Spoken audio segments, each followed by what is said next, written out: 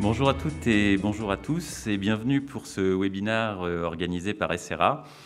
Alors webinaire comme l'année passée, dans la mesure où la crise sanitaire n'est pas encore derrière nous, malheureusement, et la précaution s'impose donc et dicte le choix du distanciel. Certains membres du conseil d'administration de SRA et de fédérations professionnelles nous font cependant l'honneur d'être présents dans la salle et nous les en remercions. Alors la tradition est aussi néanmoins respectée avec ce rendez-vous le premier vendredi de décembre. C'est toujours la date retenue par SRA pour sa journée auparavant et pour son webinaire donc désormais. Et pour cette nouvelle édition, nous allons porter nos analyses sur la pièce de rechange et plusieurs sujets d'actualité. Alors vous allez découvrir avec nous le déroulé de cette session qui va durer grosso modo 2 heures. Donc l'introduction du président, Monsieur Christophe Bourrienne. Ensuite, une approche holistique et chiffrée des grandes tendances du secteur qui sera présentée par Monsieur Rodolphe Pouvreau, directeur de SRA.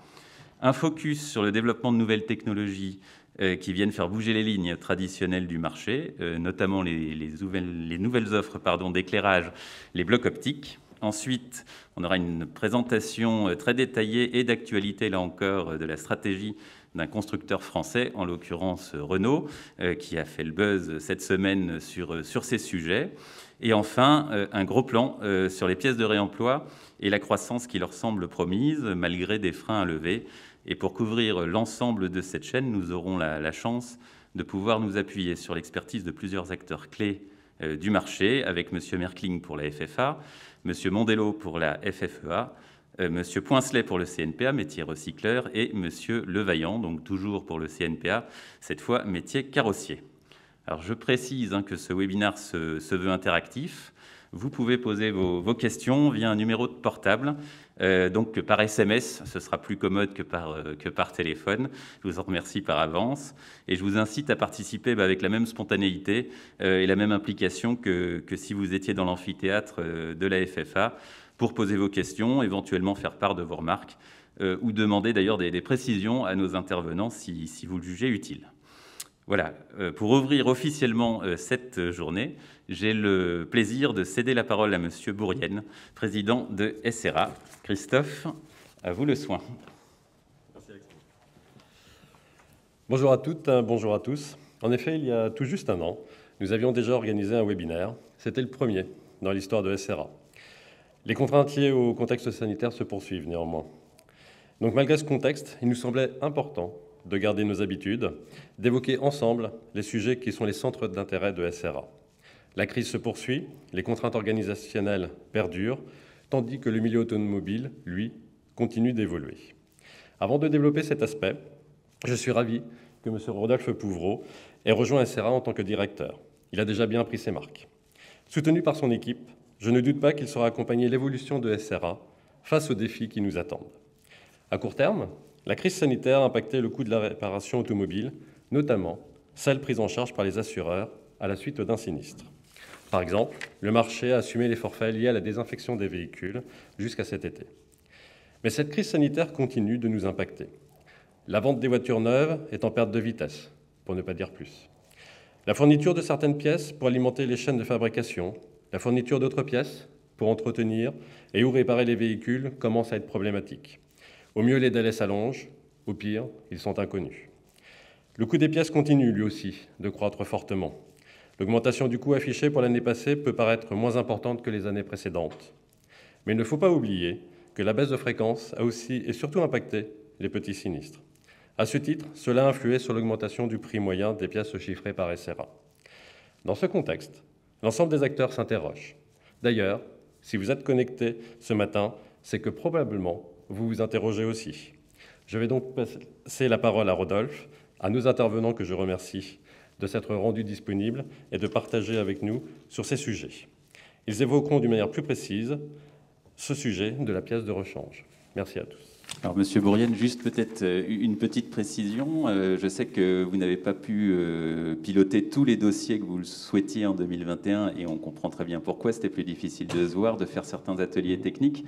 De quoi sera fait 2022, puisque ça y est, c'est demain maintenant? Alors justement, hier, nous avions un conseil d'administration qui a échangé sur un certain nombre de sujets. Par exemple, Rodolphe et son équipe ont proposé de reprendre l'actualité liée à la prévention et notamment au gilet airbag.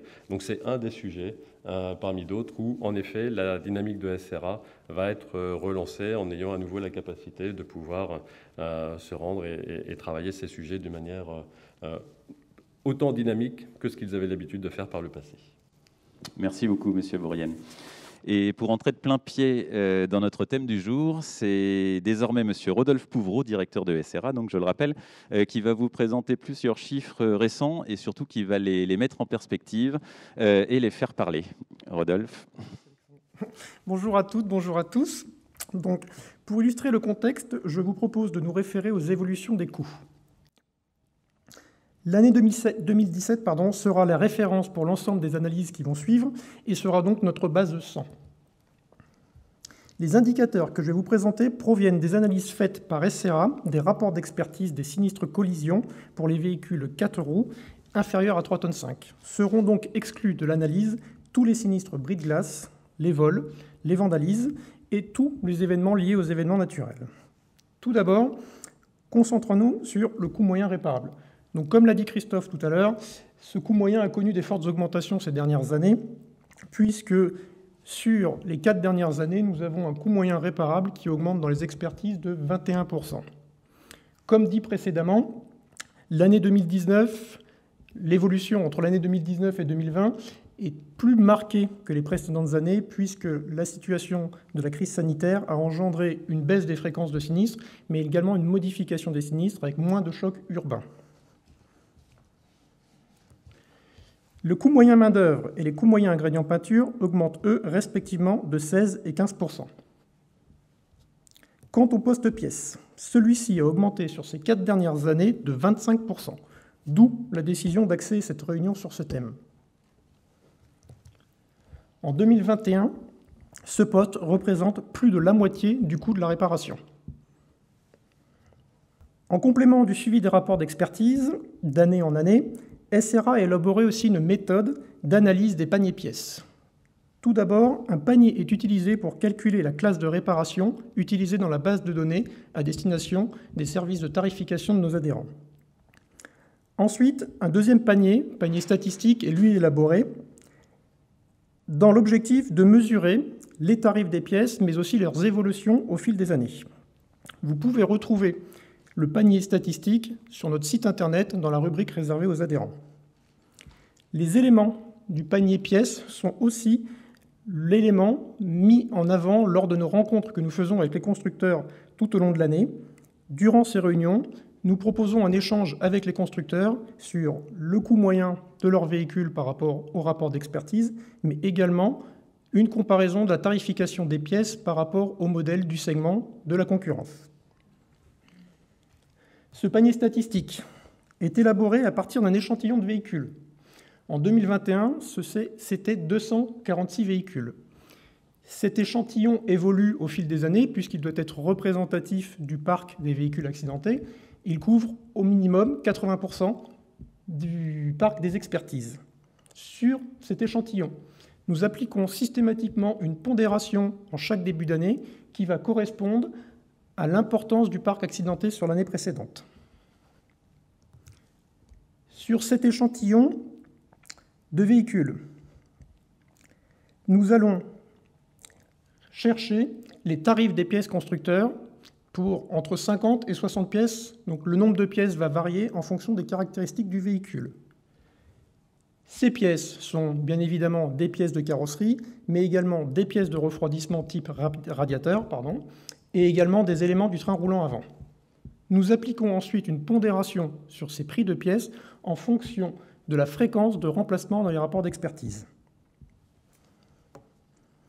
Cette méthode nous permet de suivre le prix des pièces et ses évolutions à modèle constant, mais également de mesurer le coût et les évolutions des pièces lors des changements de génération et de phase.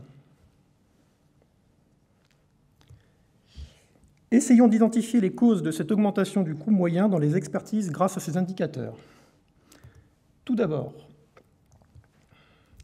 l'indice INSEE. Celui-ci confirme une augmentation de l'indice pièces de rechange, indice qui prend en considération l'ensemble des pièces pour les véhicules particuliers, aussi bien des pièces carrosserie que des pièces mécaniques que des pièces d'entretien. Cette augmentation, bien que moindre, montre une évolution sur ces dernières années à hauteur de 10%. Toutefois, la comparaison de cet indicateur avec nos indicateurs des expertises et des paniers que je vais vous présenter après peut laisser interpréter une évolution des prix plus importante sur les pièces de carrosserie que sur les pièces de mécanique et d'entretien. Le prix du panier SRA confirme qu'à modèle constant, les tarifs ont augmenté de plus de 15% sur ces 4 dernières années et évoluent bien évidemment tout au long de la vie du véhicule. Pour finir, le coût du panier, qui lui, pour rappel, reprend en considération la pénétration des nouveaux modèles, les variations de prix et du nombre de pièces sur ces nouveaux modèles, approche les 25% d'augmentation, ce qui nous permet de conclure que l'augmentation principale est due au changement de modèle et à l'évolution des tarifs tout au long de sa vie. Rodolphe, d'ailleurs, si je peux me permettre, comment on peut expliquer des deltas aussi importants entre les différentes courbes? Alors, comme dit tout à l'heure, par rapport à l'indice INSEE, va être pris en considération l'ensemble des pièces des véhicules, donc mécanique et entretien. Donc effectivement, la conclusion qui peut être faite rapidement, c'est de se dire que les pièces de carrosserie augmentent plus fortement. Ensuite, en fonction du prix et du coût, l'incidence du nombre de pièces va être très importante. Et on va le voir prochainement que effectivement, les pièces évoluent avec les montées et les générations de nos véhicules qui évoluent. Est-ce qu'il est envisageable de réduire ces écarts, d'avoir un point de convergence ou non? J'espère que la table ronde de tout à l'heure proposera des solutions.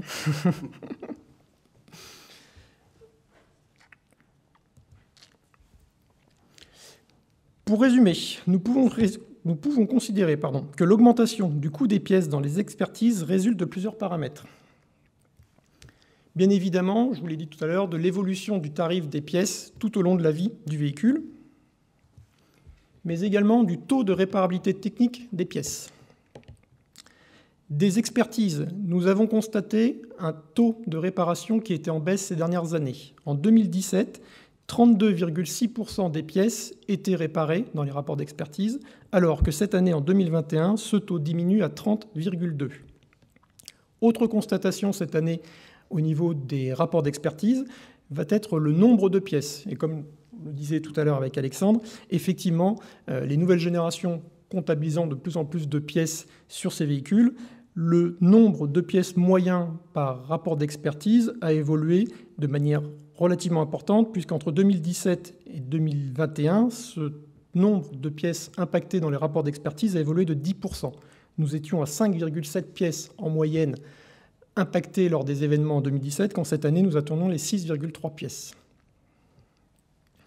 Ces pièces supplémentaires sont souvent des pièces d'enjolivement, qui d'ailleurs ne sont très rarement réparables, d'où aussi la baisse du taux de réparation des éléments, mais également aussi la généralisation de nouvelles pièces techniques dans les nouvelles gammes de véhicules, pièces techniques ayant pour vocation, bien évidemment, de favoriser la sécurité et le confort de conduite. Et d'ailleurs, Rodolphe, est-ce que la réparabilité est rendue plus ardue par les nouvelles technologies, comme on l'entend souvent? Et est-ce que les ADAS peuvent tout expliquer, ou est-ce que vous avez une vision plus nuancée de ce qu'on entend régulièrement? L'impact des ADAS va avoir une incidence sur le coût, bien évidemment. L'objectif premier des ADAS étant normalement de limiter le risque de sinistre, voire de réduire la force de l'impact en cas d'impact. Pour les véhicules présentant des ADAS, logiquement, le coût des pièces endommagées devrait être moindre. En revanche, les pièces électroniques qui ont été rajoutées pour la gestion de ces ADAS, type des caméras, peuvent provoquer une augmentation du coût. Donc, à ce jour, nous pouvons penser qu'effectivement, ça a un effet sur le coût des pièces qui auraient été endommagées et qui sont endommagées à remplacer pendant la réparation. En revanche, le fait d'avoir mis des nouvelles pièces technologiques électroniques qui, elles, ne sont que rarement réparables et en plus qui présentent un coût certain, voire un certain coût, fait que la balance reste à l'équilibre.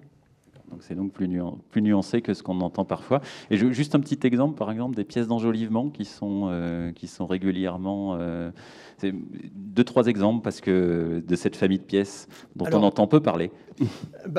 Il suffit de regarder les photos d'une génération, par exemple d'un 3008 deuxième génération par rapport au premier, ou d'un nouveau Renault Captur, où effectivement on va avoir sur le bloc avant une multitude de cages, de grilles chromées, de capteurs, de nouvelles très grosses calandres, et d'autant plus avec les véhicules électriques aujourd'hui où la part au design est relativement importante. Il y a toute une génération et effectivement on se rend compte que le véhicule de 2021 ressemble de moins en moins au véhicule de 2010 et plus du tout au véhicule des années 2000.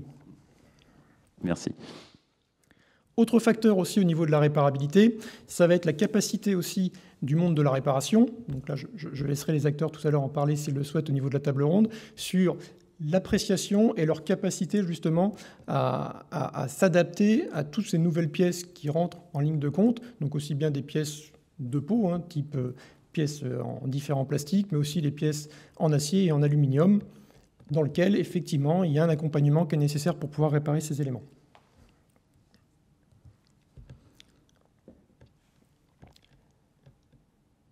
On en a parlé, multiplication des pièces d'enjolivement, donc forcément 10% de pièces en plus dans les rapports d'expertise qui sont relativement peu réparées, qui engendrent forcément une augmentation du coût. Et dernière chose, la généralisation, donc sur des gammes de plus en plus réduites, de nouvelles technologies. Jusqu'à présent, les nouvelles technologies étaient réservées sur des véhicules segment premium, grande classe, et effectivement, on se rend compte que de plus en plus, par la législation, mais aussi par les habitudes, les véhicules sont de plus en plus équipés en termes de technologie. C'est la fameuse stratégie top-down des constructeurs, où ça commençait souvent sur le très très haut de gamme, et puis ensuite c'est la théorie du ruissellement à la mode en ce moment. Et on va justement là mettre l'accent sur tout ce qui est système d'éclairage et plus précisément donc les blocs optiques. Tout à fait. La photo de droite, bien que ce véhicule reste un prototype, illustre bien ce qui peut nous attendre pour les prochaines années en termes de design automobile, où l'optique de phare n'a pas seulement vocation à participer à l'éclairage du véhicule, mais participe grandement à la signature visuelle du véhicule et de la marque. Donc nous avons jugé utile, par rapport aux nos constatations lorsque l'on fait nos paniers pièces, dans lequel on a pu voir pour l'ensemble des marques de véhicules, différentes évolutions assez marquées au niveau des tarifs des optiques, qui est, pour rappel, la troisième pièce la plus remplacée en termes de fréquence dans les expertises, dans les réparations, après le bouclier avant et le bouclier arrière. Tout d'abord, avant d'aborder l'angle d'un point de vue technique, je vous propose de faire un point de la situation d'un point de vue statistique. Nous retrouvons ici notre coût moyen des pièces avec son augmentation de 25% sur les 4 dernières années. Ce qui est intéressant, c'est de comparer l'évolution du coût des optiques dans les rapports d'expertise par rapport au coût des pièces. Et là, la courbe parle d'elle-même. Sur ces 4 dernières années, l'augmentation du coût des optiques est exponentielle, puisque sur 4 ans, le prix moyen de cet élément sur les rapports d'expertise a augmenté de 46%. Si bien que pour les sinistres comptabilisant au moins un optique endommagé, l'opération liée au remplacement de l'optique représente plus de 58% du coût des pièces sur ce dossier, sur cette réparation. Et vous revoyez donc sur cet histogramme les évolutions où en 4 ans, ce taux a augmenté de pratiquement 10%, enfin de moins de 10%, de pratiquement 10%.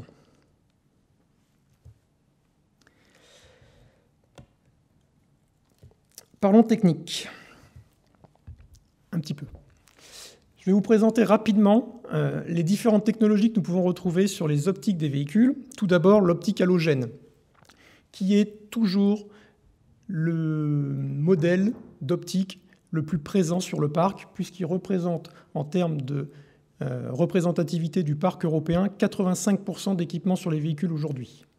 On connaît tous cette technologie, avec la fameuse ampoule à filament. Cette technologie arrive au bout puisqu'elle est très énergivore. Donc, bien évidemment, dans le cadre de tous les développements qui sont faits par les constructeurs pour améliorer la performance des véhicules, cette technologie est de moins en moins utilisée. Nous pouvons encore retrouver dans le parc des optiques en technologie xénon. Donc, ces optiques sont facilement reconnaissables par la lumière bleutée qu'ils produisent, lumière qui était beaucoup plus efficace que les technologies halogènes. Cette technologie est néanmoins de moins en moins utilisée par les constructeurs. Malgré tout, elle représente encore 7% du parc. Toutefois, on le sait que progressivement, ces technologies vont sortir des réparations. A contrario de la technologie LED, qui aujourd'hui représente que 8% du parc, par contre, mais généralisée sur l'ensemble des marques et des modèles des constructeurs. L'avantage de la LED, l'éclairage se fait par des diodes et produit surtout une très basse consommation avec une très bonne efficacité. Dernière technologie qui la reste plus très peu représentée puisqu'elle se limite à des véhicules très haut de gamme, qui va être la technologie laser. Donc là, on est vraiment à la virgule en termes de représentativité du parc. Pour illustrer la généralisation de ces systèmes qui étaient jusqu'alors présents sur des véhicules de segment supérieur, je vous propose de découvrir une présentation de la nouvelle DS4.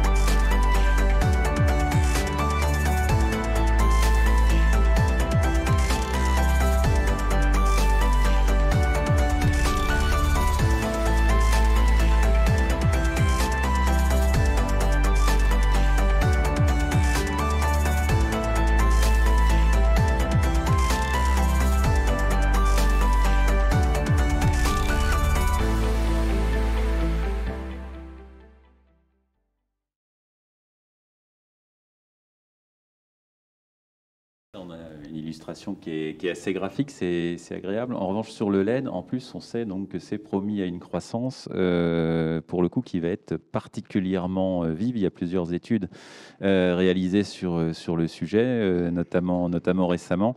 Et si on fait un consensus, on arrive à peu près à quelle proportion ? Selon certains fournisseurs et constructeurs, il faut envisager que la technologie LED représentera sur le parc roulant d'ici 2030 pratiquement un véhicule sur deux.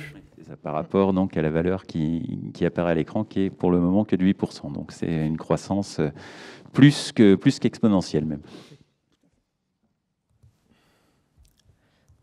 Pour finir sur ce sujet, et sans vouloir être trop alarmiste, mais toutefois en gardant l'esprit de ce qui vient d'être dit sur justement l'évolution que la technologie LED va connaître sur le parc des véhicules roulants et bien évidemment de ce que l'on va retrouver dans le cadre des réparations. Nous avons jugé utile de vous présenter quelques modèles avec les différentes tarifications en fonction des technologies. Par exemple, si nous prenons une Peugeot 208, la technologie habituelle, l'halogène, non, a été censurée.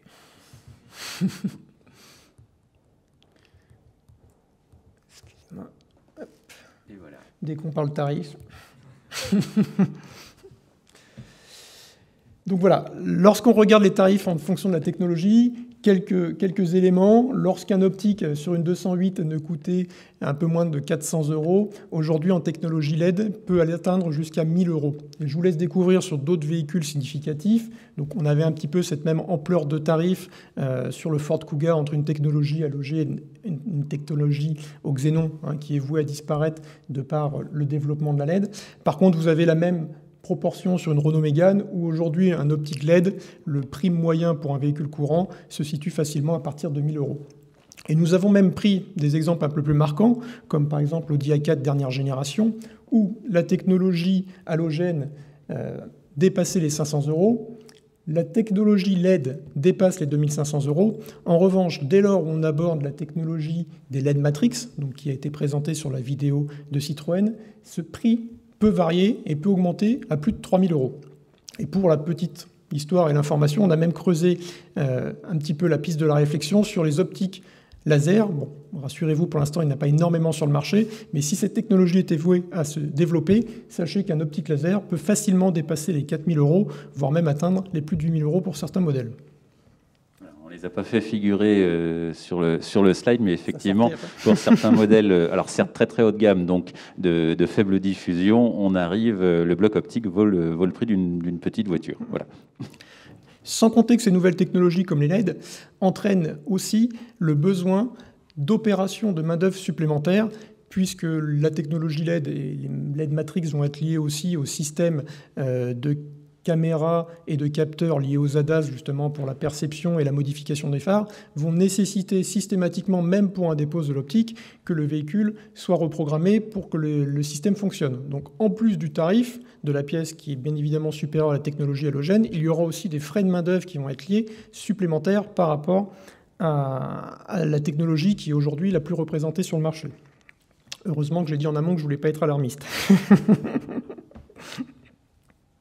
Merci beaucoup, Rodolphe. À tout à l'heure. Et nous allons maintenant, donc, comme je l'indiquais dans mon propos liminaire, nous intéresser à la stratégie précise d'un constructeur automobile. Ça ne vous a sans doute pas échappé, je pense qu'on est dans le bon tempo, puisque mardi, Renault a organisé un important événement à Flins en présence de Jean-Dominique Sénard et de Luca De Meo. Ça a eu une résonance nationale et même européenne. Donc c'est intéressant à souligner, d'autant qu'on parle souvent des mauvaises nouvelles industrielles. Là, on a un exemple justement de reconversion particulièrement pertinent, donc sans être cocardier. Je pense que c'est important de le mettre en avant, d'autant que ça a un lien direct avec le sujet que nous abordons aujourd'hui. Mais pour ça, pour vous expliquer tout ça avec beaucoup plus de détails, de précision et d'expertise, j'ai le grand plaisir d'appeler Madame Julie Vattier, qui est directrice business après-vente véhicules et économie circulaire, donc au sein du groupe Renault, à nous rejoindre, et on la remercie évidemment d'avoir accepté l'invitation de SRA. Madame Vattier, je vous laisse nous expliquer, nous faire visiter à distance aussi la Refactory. Ça marche, merci beaucoup. Je vous propose pour commencer peut-être une vidéo une vidéo toute fraîche sur Refactory et les projets qu'elle porte. Et ensuite, je reviendrai sur le projet dans sa globalité. La Refactory de Flins devient la première usine européenne du groupe dédiée à l'économie circulaire. La conversion de ce site historique incarne un nouveau modèle industriel, profitable, durable et digitalisé. Un levier de compétitivité supplémentaire pour Renault Group, fondé sur le potentiel de valeur du véhicule à chaque étape de sa vie. La Factory VO reconditionne les véhicules d'occasion de toute marque En s'appuyant sur le savoir-faire industriel du site, les compétences en remanufacturing venues de Choisy-le-Roi et sur Gaïa, filiale spécialisée dans la réparation des batteries et le recyclage. Avec plus de 45 000 véhicules reconditionnés par an d'ici 2025, la Factory VO va devenir le plus grand site de reconditionnement d'Europe. Grâce à l'expertise de Mobilize dans la mobilité et l'énergie, les batteries bénéficient d'une seconde vie et deviennent une solution de stockage stationnaire pour les besoins ponctuels en électricité. Les filiales de Renault Group apportent à la Refactory leur savoir-faire en matière de collecte, de démantèlement, de valorisation des pièces et des matières pour en tirer un avantage concurrentiel. D'ici 2025, les activités localisées à Flins dans le cadre du projet Refactory pèseront à hauteur de 200 millions d'euros de chiffre d'affaires. Le groupe capitalise sur son savoir-faire industriel à Flins et sur son engagement pionnier dans l'économie circulaire. Il renforce ainsi son ancrage en France et y développe de nouvelles compétences à forte valeur ajoutée. Emboutisseurs, électromécaniciens, spécialistes de la rétro-ingénierie, des batteries ou de la data, à l'horizon 2025, le pôle universitaire et de formation de la Refactory aura initié plus de 4000 personnes aux activités de l'économie circulaire. Pour accélérer et valoriser ces recherches, la Refactory réunit un large réseau de partenaires au sein d'un incubateur.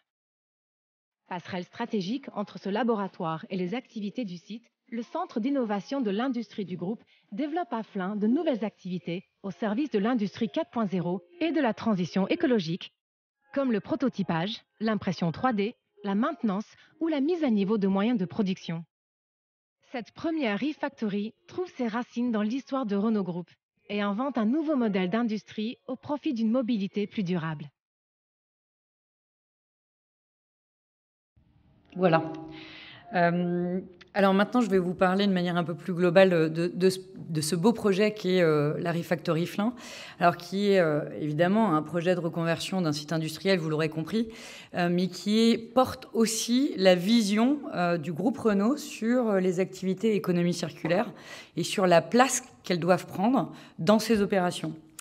Là, vous voyez une photo globale de ce qu'est Refactory. Et Refactory repose sur 4 grands domaines et 4 grands objectifs. Le premier, c'est augmenter la durabilité des véhicules. C'est ce qu'on a appelé le pôle rétrofit. Le deuxième, c'est développer des solutions d'énergie vertes et durables. Ça embarque les 2 idées, qui est le pôle Re-Energy. La troisième, c'est augmenter la durabilité de nos pièces de rechange sous toutes ses formes, et j'en reparlerai tout à l'heure. Et enfin, la dernière, et pas des moindres, ce qu'on l'a appelé Restart, c'est bien le fait d'être en constante innovation et de développer les expertises, puisque le pôle de Flins, en fait, ce ne sera pas un univers figé, hein, c'est quelque chose qui va évoluer avec le temps, qui se veut agile et ouvert vers l'extérieur pour continuer à se réinventer. Alors, en toile de fond, et pour parler plus spécifiquement des sujets qui nous intéressent ici, l'ensemble de ces activités, l'ensemble des activités qui vont être développées à Flins, soutiennent une idée qui est celle de l'optimisation de la réparation automobile. D'accord ? Et ça, c'est un point central du projet Refactory. Et c'est bien ce qui nous intéresse ici, je crois. Alors, l'optimisation, elle va se faire par plusieurs leviers. Le premier, puisqu'on est sur un site industriel, mais je ne vais pas en parler plus que ça, c'est le fait d'inventer des process industriels pour optimiser toute la partie main-d'œuvre des réparations automobiles. Ce qui va nous intéresser, puisque ça pourrait être diffusé probablement beaucoup plus largement sur n'importe quel type de structure, c'est l'optimisation de la partie de pièces de rechange. Alors, qu'est-ce qu'on y fait à Flins, en fait, pour optimiser cette partie-là? Alors, déjà, il y a tout ce qui va être attrait au développement du smart repair. Alors, c'est très intéressant, la Factory VO, qui est un sujet un petit peu connexe au nôtre, qui fait de la rénovation du véhicule d'occasion, est aussi un formidable laboratoire, puisqu'on y a développé un pôle d'expertise sur le smart repair, pour généraliser ces réparations au lieu de remplacement de pièces dans nos activités. La deuxième, c'est la généralisation de la pièce, de l'utilisation de la pièce d'occasion, et même au-delà de ce qui existe dans les stocks de centres VHU. Et là, on a pu tester sur une réparation de flotte ZT, donc qui travaille sur un monomodèle. On a pu tester qu'en fait, on pouvait créer une économie circulaire en interne, c'est-à-dire on récupère une pièce, on la répare en temps masqué, et puis on se fait un stock qu'on peut utiliser sur les futures réparations. Donc on se crée nous-mêmes un stock de véhicules, on se crée des stocks de véhicules, de pièces d'occasion au-delà du véhicule hors d'usage. Il y a une flotte d'autopartage, hein. On peut le préciser pour ceux qui ne connaissent pas l'appellation commerciale et qui a donc intégré, c'est un service que propose Renault. Exactement. Et aujourd'hui, c'est monomodèle puisque c'est que avec Zoé et bientôt, ça va être aussi avec Dacia Spring. Donc voilà, mais c'est des choses qu'effectivement on teste grâce à Refactory. Enfin, de manière un tout petit peu plus classique sur la pièce de rechange, alors, et c'est dans le pôle Recycle, donc on va développer les activités de remanufacturing et de réparation de la pièce. Alors en fait, on va déménager le site de Choisy-le-Roi aujourd'hui, qui fait du remanufacturing depuis plus de 50 ans. On va le déménager à Flins et c'est une formidable occasion aussi pour se réinventer sur ces sujets. Alors vous parliez de nouvelles technologies, c'est aussi ça, hein, la remanufacturing et la réparation, il faut que ça évolue avec les nouvelles technologies. Donc le catalogue produit doit s'adapter. Alors je parle du véhicule électrique par exemple, mais c'est aussi de la mécatronique, de développer le catalogue échange standard et de développer des nouvelles activités de type réparation qui pourraient être aussi plus pertinentes selon un certain type de pièces. Et enfin, je terminerai par le développement de la pièce d'occasion. Donc, d'ici quelques années, Flins accueillera très probablement un des plus grands sites de déconstruction véhicule dans ses murs. Donc, on va développer évidemment le catalogue de la pièce d'occasion. On va aussi développer dans le pôle Re-Energy la réparation de la batterie et on va aussi développer éventuellement la batterie électrique d'occasion. Donc c'est aussi une occasion de développer le nombre de produits qui peuvent être vendus d'occasion. C'est aussi un lieu où des pièces très endommagées qui ne pouvaient pas être vendues sur un catalogue d'occasion peuvent rejoindre nos filières de rénovation pour ensuite réintégrer les catalogues de pièces d'occasion. Donc c'est vraiment toute l'optimisation qu'on peut faire pour aller nourrir ce catalogue de pièces d'occasion de qualité. Voilà. Alors vous l'aurez compris, Flins va développer chaque brique composant l'économie circulaire pour le véhicule et ses pièces de rechange, hein, donc le remanufacturing, la réparation, le rétrofit, le recyclage, le réemploi. Va chercher à optimiser l'ensemble de ces briques en utilisant leur complémentarité parce que c'est sur le même lieu géographique. Donc on va développer les complémentarités entre chaque activité. Et enfin, on va aussi, puisque c'est un lieu où on mettra à disposition les pièces qui seront issues de cet outil de production, on mettra à disposition de nos réseaux de manière plus large pour que l'économie circulaire devienne un pilier de notre stratégie sur la réparation automobile. Voilà. Alors, lors de la visite officielle, plusieurs chiffres assez ambitieux ont été avancés. Cette Refactory, elle devient réellement, je dirais, opérationnelle avec des flux significatifs. À quel horizon, sans donner une date précise selon vous, qui avez suivi le projet, faut-il le rappeler, depuis un certain temps déjà, donc que vous maîtrisez bien. Alors, le projet existe depuis 1 an et demi. Oui. Voilà. Donc, en 1 an et demi, il s'est passé beaucoup de choses. Ce qui est réel aujourd'hui, c'est la Factory VO, qui a ouvert ses portes au mois de septembre et qui a sorti déjà plus de 1500 véhicules. Ensuite, il y a le déménagement de Choisy qui arrive, qui est déjà acté. Il y a le pôle Advanced Manufacturing avec l'impression 3D qui est déjà actif. Donc, ça pullule déjà d'activités. Il y en a plein d'autres. On a un vivier constant qu'on nourrit Il y a plein d'autres activités qui vont voir le jour. Je vous invite à rester extrêmement attentif aux actualités de Refactory parce que il y en a plein d'autres qui voient le jour. Comme je le disais, on va sans cesse se challenger pour inventer ces modèles compétitifs autour de l'économie circulaire pour optimiser l'ensemble du cycle automobile et de sa réparation. Donc 2025, voilà, d'ici 2025, il y aura un tissu large de l'ensemble de ces pôles qui seront déjà bien installés. Et vous avez évoqué l'antériorité des travaux faits à Choisy, que tout le monde connaît. Finalement, à quel moment on a donné le go, comme on dit aujourd'hui, à cette initiative, sachant qu'on pourrait se dire qu'un constructeur, lui, il a envie de vendre ses pièces neuves, etc. Même si on sait aussi que Jean-Dominique Sénard est très attaché à l'économie circulaire, il l'était chez Michelin et il continue d'ailleurs à publiquement l'affirmer lors de nombreuses réunions. Mais à quel moment on s'est dit finalement non, c'est pas antinomique, on peut faire les deux et on va faire les deux?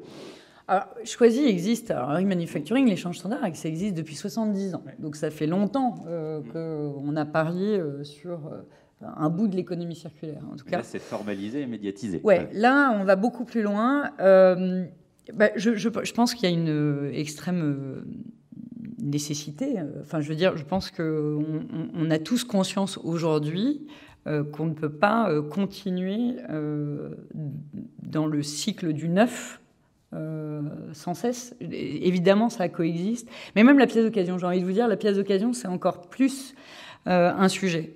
Très longtemps, moi je suis arrivée pour mettre en place l'économie circulaire à l'après-vente. C'était un nouveau poste il y a 1 an et demi. Donc, ça vous montre bien, effectivement, il y a 2 ans, juste avant Refactory. Et quand j'ai pris mon poste sur la pièce d'occasion, on m'a souvent dit oui, mais la pièce d'occasion, c'est compliqué parce que ça cannibalise la pièce neuve. Alors en fait, pas du tout. En fait, ça cannibalise pas du tout la pièce neuve. Ça vient compléter une offre. Pour moi, ça vient surtout soutenir la pièce d'origine constructeur et donc toute la partie qualité et safety qu'induit ces pièces. Au contraire, je pense que c'est un soutien absolument génial de la stratégie d'un constructeur. Et en fait, je pense que si on n'y va pas, et ça c'est la prise de conscience réelle de l'ensemble du tissu économique, ça va au-delà de la mobilité, que si on n'est pas sur ces sujets-là, dans quelques années, on sera peut-être plus là. Oui, ou d'autres prendront en tout cas cette place. C'est devenu un élément essentiel en fait. On ne peut plus se poser la question. Et je vais m'autoriser une petite digression. Dans la vidéo, on aperçoit plusieurs solutions, et notamment, on voit un petit trolley, une petite servante autonome. On voit évidemment de l'impression 3D. Est-ce que ce site-là sert aussi de laboratoire au sens global et un peu, le terme a tendance à être un peu galvaudé, mais enfin pour que tout le monde comprenne, un peu ancré dans l'industrie 4.0 et ses applications très très prosaïques? Oui. Alors tout à fait. Non, c'est vraiment un laboratoire. C'est toute cette partie innovation constante. C'est un vrai laboratoire. On y teste. Alors tout ce qui a trait d'ailleurs à la durabilité du véhicule. C'est le concept 1 million de kilomètres. C'est comment on fait pour que les véhicules qu'on produit une fois puissent durer le plus longtemps possible. Donc oui, c'est tout à fait un laboratoire sur l'éco-conception. Le fait que tout soit au même endroit, on va aller beaucoup plus loin, mais sur l'ensemble des thématiques. La thématique de la matière, la thématique de la technologie, la thématique de la réparation. Donc oui, ça va nous servir de laboratoire pour aller beaucoup plus loin dans l'ensemble de ces activités. Et c'est d'ailleurs pour ça que Flin, ça va embarquer des activités continuellement. Voilà. Et les viviers, il y en a beaucoup depuis 1 an et demi, déjà des nouveaux en préparation. Je pense que sans cesse, on va embarquer des nouveaux sujets parce que justement cette complémentarité qui, d'ailleurs dans l'équipe fondatrice de Refactory, il y a tous les métiers de toutes les directions. Et donc, c'est comme ça qu'on arrive à créer des ponts et à inventer un écosystème optimum, j'ai envie de dire. Alors, merci beaucoup, parce que c'est intéressant aussi de le dire, dans la mesure où on voit que la pièce, du coup, elle est complètement intégrée dans l'innovation, etc. Ce n'était pas toujours le cas il y a quelques années chez les constructeurs, où les choses étaient parfois hiérarchisées. Et là, on voit que ce projet-là, il fait partie, il est à l'agenda, et il fait partie des priorités du groupe. Merci beaucoup, Madame Vattier. Et puis, bon, je pense que s'il y avait eu une salle, vous seriez applaudi. Donc, et entendez les applaudissements imaginaires. Voilà, merci beaucoup. C'est moins fourni que quand on fait ça le comble, mais enfin, voilà, on fait de notre mieux avec les contraintes actuelles. Et donc, quand on parle d'économie circulaire, la pièce de réemploi, elle n'est jamais très très loin.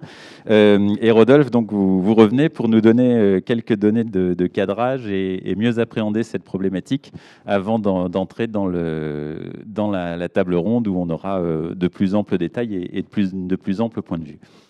Tout d'abord, je remercie Madame Vattier et plus largement Renaud pour cette présentation qui était très intéressante et vraiment d'actualité, et plus généralement aussi sur l'ensemble de la collaboration qu'on peut avoir avec vous et les autres constructeurs aussi, sur tous les thèmes, bien évidemment, qui nous servent pour la construction de nos bases de données à destination de nos adhérents, et également sur le sujet principal d'aujourd'hui, du coût moyen et des pièces.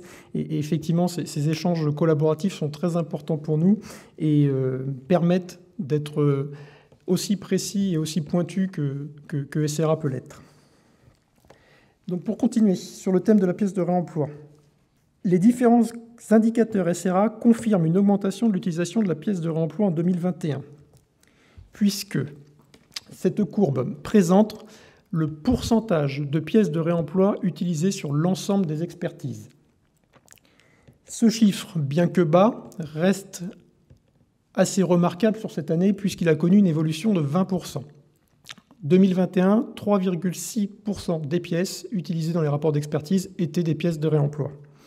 En revanche, si on restreint le périmètre d'analyse et qu'on se concentre sur l'environnement dédié à l'utilisation de la pièce de réemploi, qui est généralement les véhicules de 5 ans et plus, ce taux atteint et dépasse même les 6% cette année et connaît aussi une évolution de 13%.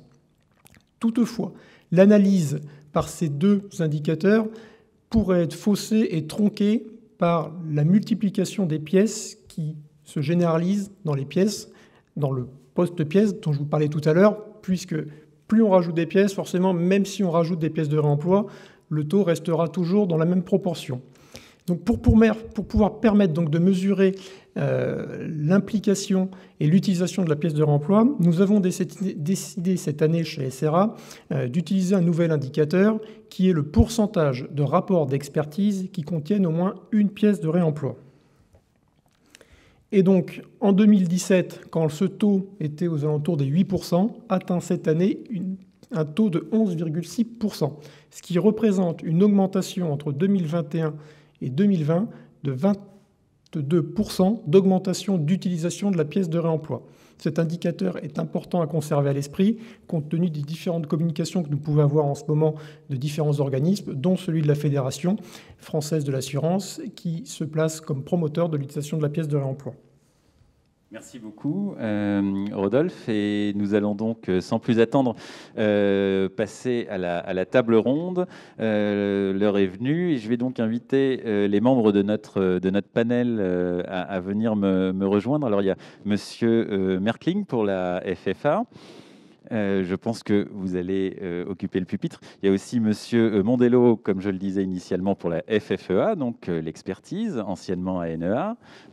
Rebonjour. Il y a Monsieur Poincelet, donc pour le CNPA, pour représenter toutes les professions liées au recyclage. Bonjour Monsieur Poincelet, ainsi que Monsieur Levaillant, toujours pour le CNPA, donc, mais cette fois-ci pour le métier des carrossiers.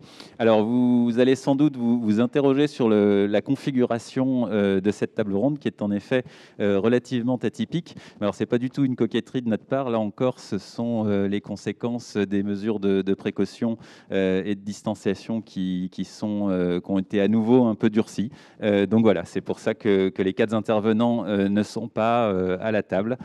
mais on va bien réussir à s'en accommoder, et ça va nous permettre quand même de faire une belle table ronde, je n'en doute pas. Monsieur Merkling, donc je vous laisse le soin d'ouvrir cette table ronde. Merci beaucoup, bonjour à tous. Première réaction déjà, c'est que je trouve remarquable la diapositive précédente qui vient d'être présentée, parce que c'est vraiment la première fois qu'on a l'impression de pouvoir visualiser quand même déjà une utilisation plus élevée que ce qu'on avait l'habitude d'annoncer. On était toujours sur les 3% jusqu'à présent, qui traduit alors certainement un petit décollage, mais qui traduit aussi sans doute une prise de conscience. Et alors, pour ça, j'aimerais bien juste vous montrer par une petite anecdote, une petite illustration. Tous les ans, quand je suis au comité consultatif du secteur financier, je présente le bilan de l'assurance automobile, eh bien, il y a des consommateurs qui me posent la question, mais les assureurs, que font-ils pour la pièce de réemploi? Pourquoi est-ce qu'on n'utilise pas plus de pièces de réemploi? Et on voit bien là derrière cette idée de... il y a un aspect économique, évidemment, tout ça, ça pèse sur le coût de l'assurance, vous l'avez dit ce matin. On a une prise de conscience écologique également sur ce sujet. Et puis alors, ce que les consommateurs ont peut-être moins à l'esprit, c'est la composante sociale, l'utilité sociale de cette pièce de réemploi, puisque évidemment, cela vous permet de sauver des véhicules qui sinon voilà, sont voués à la destruction. Je me permets de vous interrompre une seconde, parce que je pense qu'on a un petit souci d'affichage en régie. Voilà, mais oui. je vous laisse reprendre le fil de votre présentation. Ça n'aura pas d'impact. Voilà, et donc je pense qu'il est tout à fait logique que la Fédération française de l'assurance a communiqué en marge de la COP 26 le 4 novembre dernier sur la promotion de ces pièces issues de l'économie circulaire, pour reprendre la terminologie officielle. Donc les assureurs, effectivement, s'engagent à promouvoir le recours à ces pièces dans le cadre du traitement d'un accident. Voilà. Bon. Il y a évidemment une marge de progrès sur cette prise de conscience au niveau des consommateurs, on en est conscient. Là aussi, on a encore trop de personnes aujourd'hui qui estiment je paye une prime d'assurance, pourquoi est-ce que je n'ai pas droit à une pièce neuve, je veux une remise à neuf de mon véhicule. C'est malheureusement ce qu'on entend trop souvent encore, mais je pense que les choses vont évoluer. Le deuxième levier de maîtrise des coûts sur lequel la profession a mis beaucoup d'espoir, c'est un dossier qui a un très long cours, c'est la libéralisation des pièces. Depuis 2012, il y a pas mal d'années qui se sont passées. À l'époque, l'autorité de la concurrence a publié un avis dans lequel elle prônait une libéralisation progressive des pièces. Alors on sait que l'autorité de la concurrence a parlé de 6 à 15% d'économies qui pourraient être réalisées dans ce cadre-là. Je continue très brièvement cette historique. En mars 2019, le Premier ministre de l'époque avait annoncé, à l'occasion des 10 ans de cette institution qui est l'autorité de la concurrence, qu'il allait tout mettre en œuvre pour libéraliser ce marché. On était déjà, on l'a vu dans les graphiques tout à l'heure, on était déjà à une hausse qui était de 6,4%, donc c'était important. Et sur le contenu, le Premier ministre avait déjà donc annoncé qu'on allait démarrer par les phares, les vitres, les rétroviseurs, puis les pièces de carrosserie, avec l'intention de rendre du pouvoir d'achat aux consommateurs. Donc l'objectif était bien clair. On a eu ensuite droit à une pièce en 3 actes. Le premier acte, c'était la LOM en 2019, en décembre 2019 adoptée définitivement, et puis où la disposition sur la libéralisation des pièces a été censurée en raison finalement d'une procédure parlementaire, puisque l'amendement qui instaurait la libéralisation telle qu'elle avait été négociée avec les pouvoirs publics a été déposé par voie d'amendement et donc le Conseil constitutionnel, à juste titre, avait estimé à l'époque qu'il n'y avait pas de lien avec le texte d'origine et donc c'est une censure purement formelle. L'acte 2, c'est un bis repetita, puisqu'en 2020, dans le cadre de la loi accélération et simplification de l'action publique, c'est la fameuse loi ASAP, eh bien, on a eu droit exactement au même phénomène, un amendement qui a été déposé et censuré ensuite.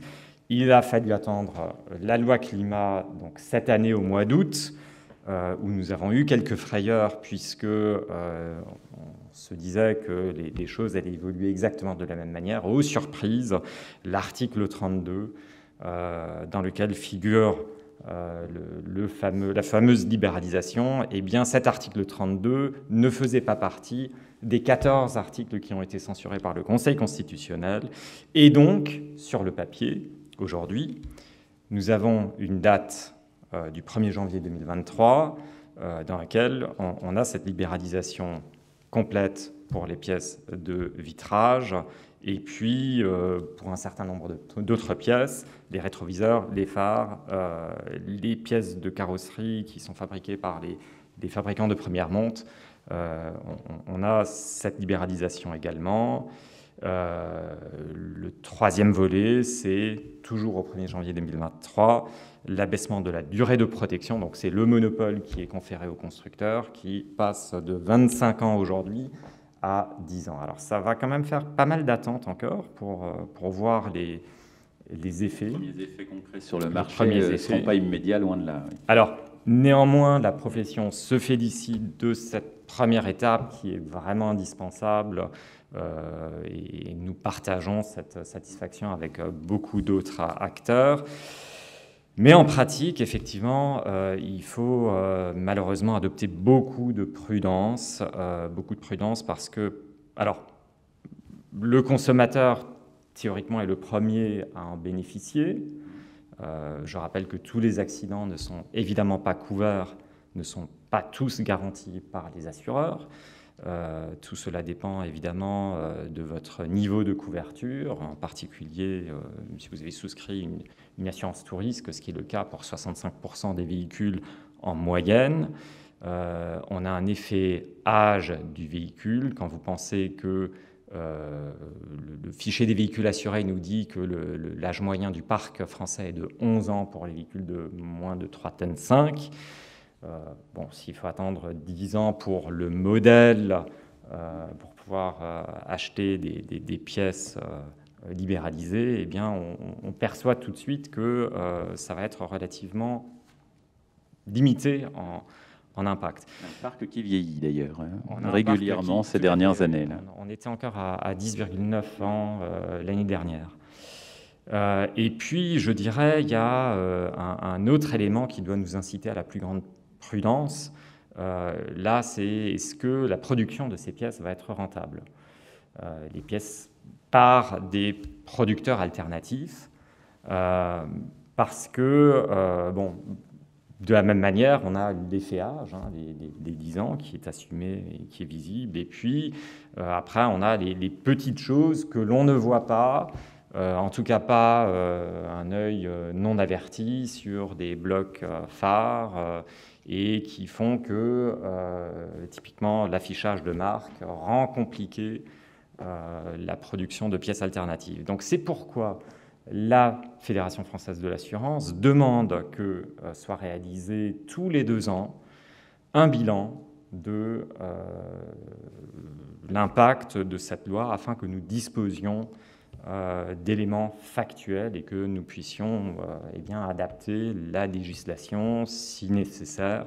Et là aussi, la position de la Fédération française de l'assurance, c'est de dire que vraisemblablement, le minimum à faire, c'est de baisser cette durée de protection de 5 ans, sans quoi je crains qu'on ne verra pas grand-chose, mais vraiment pas grand-chose sur les contrats d'assurance. Et juste un point qui n'est pas un point de détail, mais une précision.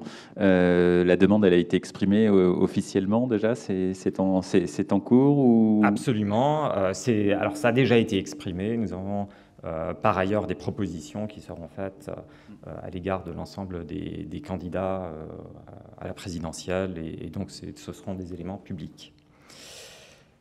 Le troisième volet, c'est sur l'évolution de la réglementation. On pense en particulier sur tout ce qui concerne les véhicules hors d'usage. Bon, l'idée, c'est bien évidemment d'encourager tout ce qui permet d'avoir plus de pièces de réemploi. Alors là, on est beaucoup plus sur des idées qui sont d'ailleurs déjà en cours, hein, la structuration de la filière d'approvisionnement, qui en parallèle de la refonte dans le cadre de la REP pour les VHU. Évidemment, il faut optimiser la traçabilité pour donner confiance aux consommateurs. Il faut lutter contre les filières illégales. Voilà, je pense que tout ça, c'est absolument nécessaire, et peut-être aussi mettre en place des systèmes de certification pour généraliser les bonnes pratiques quand il y en a. Voilà pour les 3 leviers que nous avons identifiés. Merci beaucoup, Monsieur Merkling. Et je vais désormais me tourner vers vous, Monsieur Mondello, totalement rompu à l'exercice des webinars où on vous aperçoit souvent avec une grande aisance. Et je crois que vous aussi, vous avez une présentation initiale à nous soumettre. Alors, je vois que plusieurs petites fenêtres s'ouvrent, et la voici qui apparaît. Bien, merci à tous, bonjour. Je vais vous proposer peut-être un propos en 3 temps. Un premier temps sur des remerciements. Remercier la FFA de nous accueillir ici aujourd'hui. Toujours un plaisir d'être accueilli à la FFA et pour cette occasion de SRA. Remercier son président Christophe Bourrienne et son directeur Rodolphe Pouvreau. Un petit point sur Rodolphe Pouvreau et le féliciter, puisqu'il a été récemment nommé directeur, et donc toutes nos félicitations au nom de la FFA.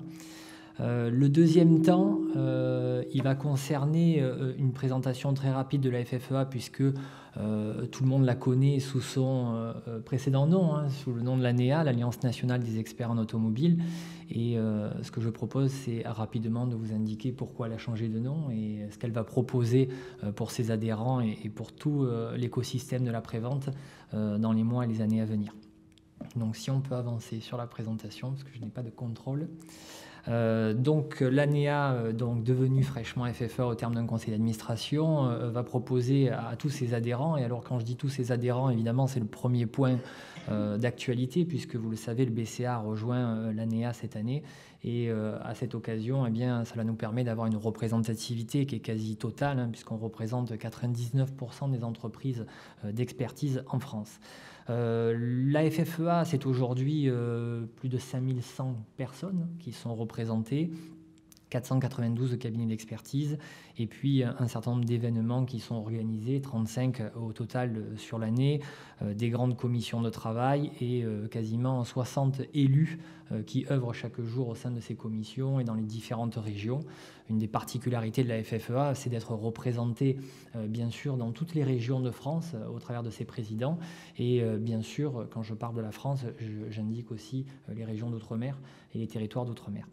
Donc ça, c'est un premier point. Sur le point suivant, eh bien, on peut indiquer également que la FFEA détient 3 filiales qui nous permettent, eh bien, pour l'une, d'organiser la formation des experts. C'est un sujet qui est extrêmement important pour nous, et je crois qu'il y a un point d'ailleurs même qui est prévu aujourd'hui sur ce sujet, hein, comment on va approvisionner le marché en personnel compétent. Il y a une filiale qui reconnaît donc la recherche et le développement. On en a parlé sur les optiques, sur les nouvelles technologies. Donc il faut qu'il y ait une veille qui soit absolument permanente de la part des experts sur ces sujets-là. Et un troisième point qui est celui de la prospective et de la mobilité, donc avec sa filiale AMP et les événements du MAP, bien sûr, qui sont aujourd'hui très suivis et qui permettent à la profession de suivre une actualité qui est très dense. On a eu ces actualités un peu marronnier, hein, sur le véhicule autonome, le véhicule électrique, le véhicule hydrogène, le rétrofit. Aujourd'hui, on est vraiment sur la pièce de réemploi, et donc on est très attentif à ce qui se passe sur le marché. Voilà. Donc est arrivé le deuxième temps, et donc je vous propose de passer sur les diapositives pour que je puisse vous présenter eh bien, la vision de la Fédération française de l'expertise automobile par rapport à l'offre, on va dire, qui est mise à sa disposition. Rappeler un élément qui est fondamental aussi, c'est pour cette offre de service, c'est ce qui est proposé donc aujourd'hui au monde de la réparation. Ça peut s'organiser, on va dire, en 3 grandes familles. La première qui est celle des pièces neuves, la deuxième qui est celle des pièces issues de l'économie circulaire, et la troisième qui est celle des pièces de contrefaçon. Est-ce que ça se limite finalement à ces 3 catégories de pièces? Eh bien, en réalité, pas vraiment, puisque le choix qui est donné donc, aux prestataires, que ce soit les réparateurs ou les experts en automobile, il est plutôt au nombre de 6 ou 8 propositions qui peuvent être faites. Et le travail que je vous propose aujourd'hui dans ce webinaire, eh bien, c'est un peu de distinguer quelles sont ces offres et comment on peut les segmenter et voir que ça reste un sujet quand même relativement complexe. Sachant, on va le découvrir, que tout est strictement encadré par des textes. C'est pas une taxinomie créée de toutes pièces par une fédération ou par une catégorie professionnelle. C'est simplement l'application de textes existants. Exactement. Donc le premier point qui va concerner la pièce neuve, en réalité, c'est une offre, merci beaucoup, autour de 3 catégories. Sur ces pièces neuves, on a dans l'inconscient collectif l'idée que la pièce neuve, c'est la pièce qui est directement livrée par le constructeur au comptoir, au magasin pièces de rechange. Mais en réalité, dans ces pièces neuves, il y a les pièces d'origine, les pièces de qualité équivalente, les pièces de qualité équivalente certifiées, les pièces adaptables. Donc c'est des pièces qui sont livrées neuves en termes de réflexion industrielle. Sur la pièce d'origine, ce sont des pièces ou équipements qui sont fabriqués conformément aux spécifications et aux normes de production prévues par le constructeur du véhicule pour la production des pièces. En réalité, on se dit bien donc c'est les pièces qui sont fournies directement par le constructeur. En réalité, c'est un peu plus complexe que ça, puisque la définition qui a été donnée, c'est que pour améliorer les conditions de la concurrence, eh bien, une réglementation a été mise en œuvre et qui introduit une nouvelle définition du terme pièce de rechange d'origine. Et vous l'avez à l'écran, c'est la notion de pièce d'origine qui n'est plus une indication de provenance exclusive, mais bien un standard de qualité. Pourquoi? Parce qu'en réalité, les constructeurs aujourd'hui ne fabriquent que 20% des pièces, donc souvent les pièces de mécanique à proprement parler, et les pièces de carrosserie et de tôlerie.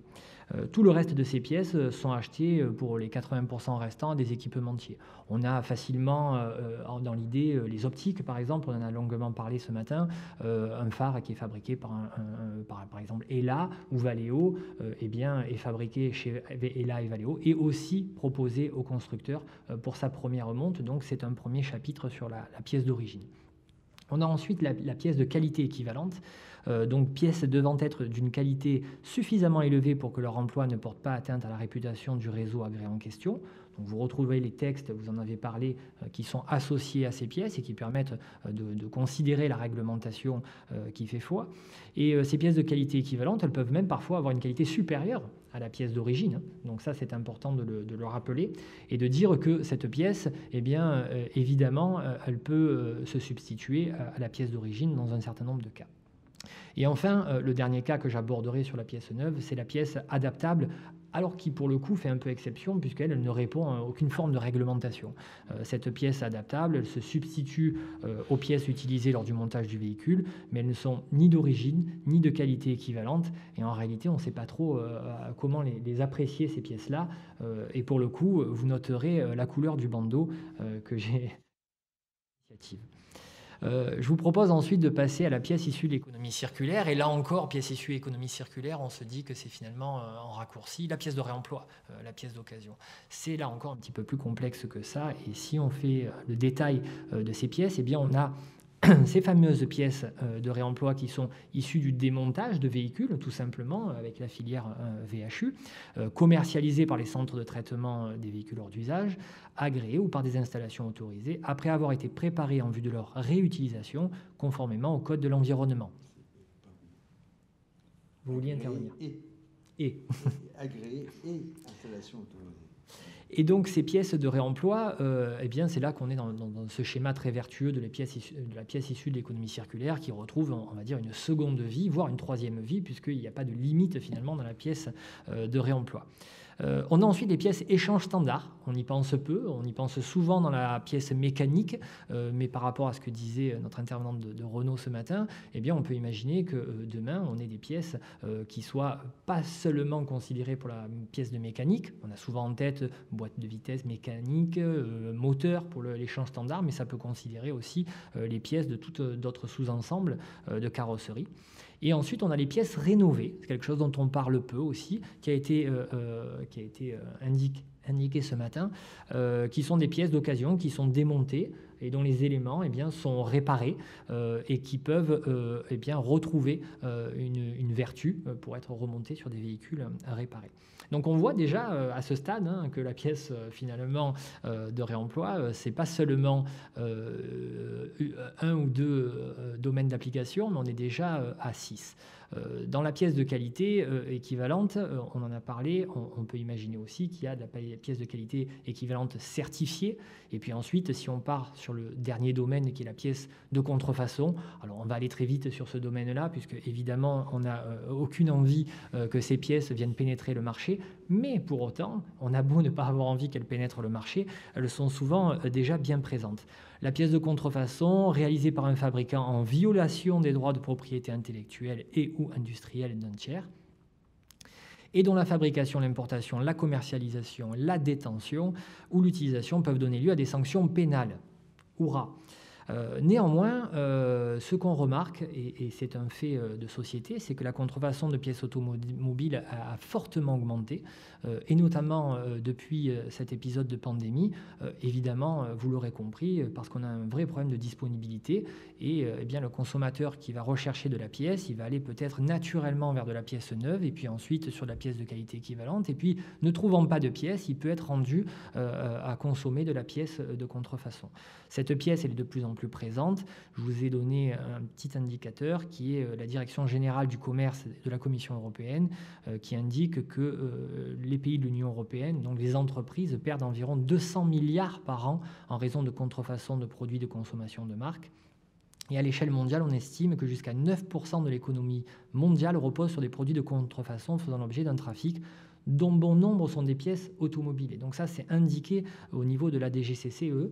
Et ça, c'est important parce que ça veut dire que pour nous, la pièce de contrefaçon, professionnelle de l'automobile, on se dit, mais ça n'existe jamais. En réalité, on est rarement confronté à ça. La contrefaçon, pour nous, c'est les montres, c'est les vêtements, c'est les produits électroniques. Mais en réalité, 10% du marché est composé de pièces de contrefaçon. Donc ça, je pense que c'est quelque chose d'extrêmement révélateur et qu'il faut avoir en tête pour ne pas se laisser piéger dans des scénarios de réparation avec cette pièce de contrefaçon. Et donc là, heureusement qu'on a des professionnels autour de la table, les experts, les centres VHU, les professionnels de la réparation et les assureurs qui sont là pour veiller à ce que les réparations soient faites de la bonne façon. Et nous en parlions récemment, Monsieur Mondello, c'est un peu sorti des radars médiatiques, ce sujet-là. On en parle moins qu'il y a certaines années. On se souvient d'opérations coup de poing sur certains salons. Bon, vous me direz, il y a moins de salons aussi là depuis 18 mois, certes, mais est-ce que vous avez une idée des pièces de contrefaçon d'ailleurs? C'est quel type de pièces, c'est quelle catégorie de pièces qui s'échangent le plus? On a une idée de ça ou on n'a pas une ventilation très, très précise?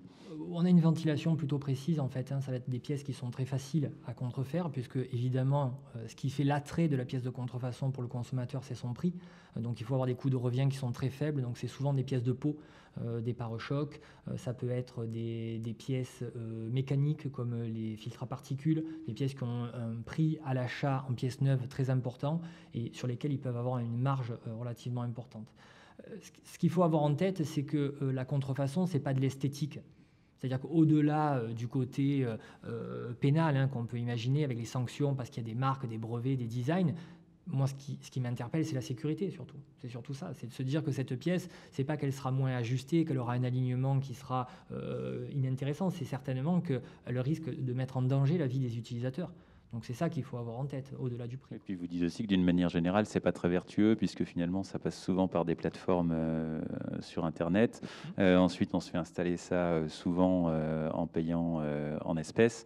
Enfin donc voilà, d'un point de vue global, pour la société, c'est pas très positif, quoi. Et puisqu'on est sur le volet des pièces de contrefaçon et on peut aborder très rapidement aussi parce que ça existe, c'est aussi toute la filière du vol. Aujourd'hui, nous, on est très attentifs à ça aussi. La provenance des pièces, c'est extrêmement important. On doit les vérifier parce qu'on a un certain nombre de sites internet qui font de la vente de masse de produits. On n'a pas vraiment de traçabilité. On peut très bien imaginer demain, pour un consommateur, vouloir acheter une pièce de carrosserie sur un site internet à un particulier, pourquoi pas, et sans savoir d'où vient cette pièce. Donc on peut avoir une idée d'où peut venir cette pièce, et donc à nous aussi, encore une fois, professionnels, de veiller à ce que ce marché puisse pas prospérer. Je vais reprendre la formule de Rodolphe. Nous ne voulons pas être alarmistes, hein, mais voilà. Merci beaucoup. Et je vais me tourner maintenant vers Monsieur Poincelet, qu'on ne vous présente plus, hein, Monsieur Poincelet. Et je crois que vous êtes venu aussi avec une présentation et nous vous en remercions. Oui, j'ai pris quelques chiffres parce que je pense que c'est un produit dont on parle beaucoup. Je viens d'en entendre parler toute la matinée. Alors, vous voyez un homme réjoui, vous avez vu la couleur de ma barbe. Je fais ce métier-là depuis 40 ans. Alors, j'ai commencé mon métier où on me disait « pour vivre heureux, vivons cachés ».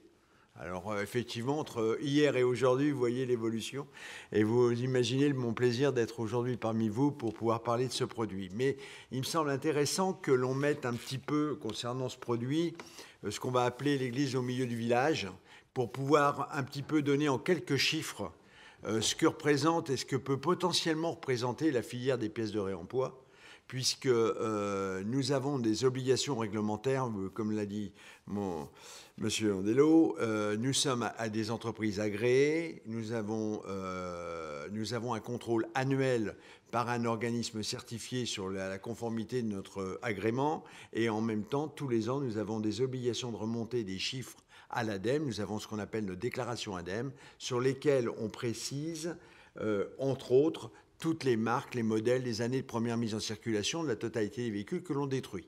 Donc ça nous permet quand même d'avoir quelques données et de pouvoir permettre d'avoir un petit visuel que j'ai demandé. C'est des données qui nous proviennent de l'ADEME, donc des chiffres vérifiés et certifiés. Donc ça nous permet d'avoir un petit peu la volumétrie de véhicules que nous détruisons chaque année. Vous pouvez voir que nous avons, ça varie, vous voyez, sur les 5 dernières années. On n'a pas encore les chiffres 2021 puisque l'année vient de se terminer et nous devons faire nos déclarations à l'ADEME pour mars 2022. 22, on est en cours de finition. Donc on est sur les chiffres 2020. Vous voyez qu'on a souvent une variable, 2016-2017, autour d'1 million, 1,1 million. On est monté à 1,5 million, on descend à 1 million, on monte à 1,6 million et on descend à 1,3 million. Nous avons ce que nous considérons toujours comme un socle de base qui sont constitués des véhicules, des particuliers, des assurances, des fourrières, des domaines et des garages qui sont une source à peu près constante qui pèse à peu près autour d'1 million, 1,1 million 100 000 voitures. Et l'autre variable, c'est les véhicules issus des réseaux de distribution des constructeurs. Donc ce chiffre varie en fonction des primes à la conversion. Donc chaque fois qu'on a une année où on a des primes à la conversion, le chiffre de VHU augmente. Dès qu'il descend, vous savez qu'en 2020, le mode d'allouement de ces primes ont changé, immédiatement, le nombre de véhicules descend. Mais ce qui est important de constater, c'est quels sont les véhicules qui nous paraissent le plus intéressants pour nous. Entre autres, puisque nous sommes pour la récupération d'organes, et donc plus les véhicules sont jeunes, plus nous récupérons d'organes. Eh bien, ce qui est intéressant, c'est de remarquer ce que pèsent les véhicules les plus récents que nous récupérons, sur lesquels nous récupérons des éléments, c'est-à-dire les pièces issues du monde de l'assurance. Et malheureusement, eh bien, vous vous rendez compte que sur les VHU provenant des assurances, ça ne pèse que 14% de cette volumétrie. Ce qui veut dire qu'en un mot, nous ne détruisons de véhicules avec des pièces extrêmement intéressantes pour vous que 200 000 voitures chaque année. Ces 200 000 voitures, il faut les mettre en relation, en relativité avec vos 4 millions de sinistres que vous avez. Donc vous voyez que nous avons une grande marge et que nous aurons toujours des problèmes à fournir de la pièce de réemploi en quantité, puisque nous avons besoin. d'autres en plus. Et pour abonder dans votre sens, hein, c'est une donnée qu'on partageait d'ailleurs hier avec monsieur Levaillant, le top des modèles de VHU, de toute façon, c'est 206, 306, 307, Clio 1 et 2, Mégane 1, Twingo. Bon, je ne vais pas vous faire l'inventaire absolu, mais bon, c'est assez éloquent. Bah oui, on est de toute façon, on ne pèse que le tissu national et le parc automobile national. Hein, qu'on soit bien tous d'accord, il n'y a pas de mauvaises voitures, il y a des mauvais chauffeurs. Donc, automatiquement, on est exactement le reflet de la distribution nationale. Et donc, c'est tout à fait logique de retrouver les 206, les Clio en tête, puisque c'est le parc le plus représenté. Par contre, ce qui est intéressant aussi de remarquer dans le slide que je viens de vous porter, c'est l'âge moyen des véhicules assurance que nous démontons. 14,2 ans. C'est une donnée ADEME, hein, c'est une donnée contrôlée. Donc vous voyez que quand on veut travailler sur un parc extrêmement récent de véhicules, ce sera toujours compliqué de vous fournir des pièces. Pourquoi ? Parce que nous n'avons que 200 000 véhicules et qu'ils ont un âge moyen de 14 ans. Voilà, donc ça c'est quelque chose que je voulais vous donner comme information importante, qui nous paraît importante. Par ailleurs, une deuxième slide qui est, je ne sais pas, on appuie sur le vert, c'est ça ? Voilà. C'est de savoir, je vous ai donné la volumétrie de véhicules, mais ce qui est intéressant, c'est le nombre de centres VHU qui existent en France, que vous entendez tous, c'est les chiffres officiels, 1630 et quelques centres en France, mais savoir, et ce qui est important, que seuls 840, donc une entreprise sur deux, fait de la valorisation de PRE. Nous sommes une entreprise sur deux. Et ce qui est d'autant plus important, c'est que ces 840 centres ne démontrent qu'1 million de voitures.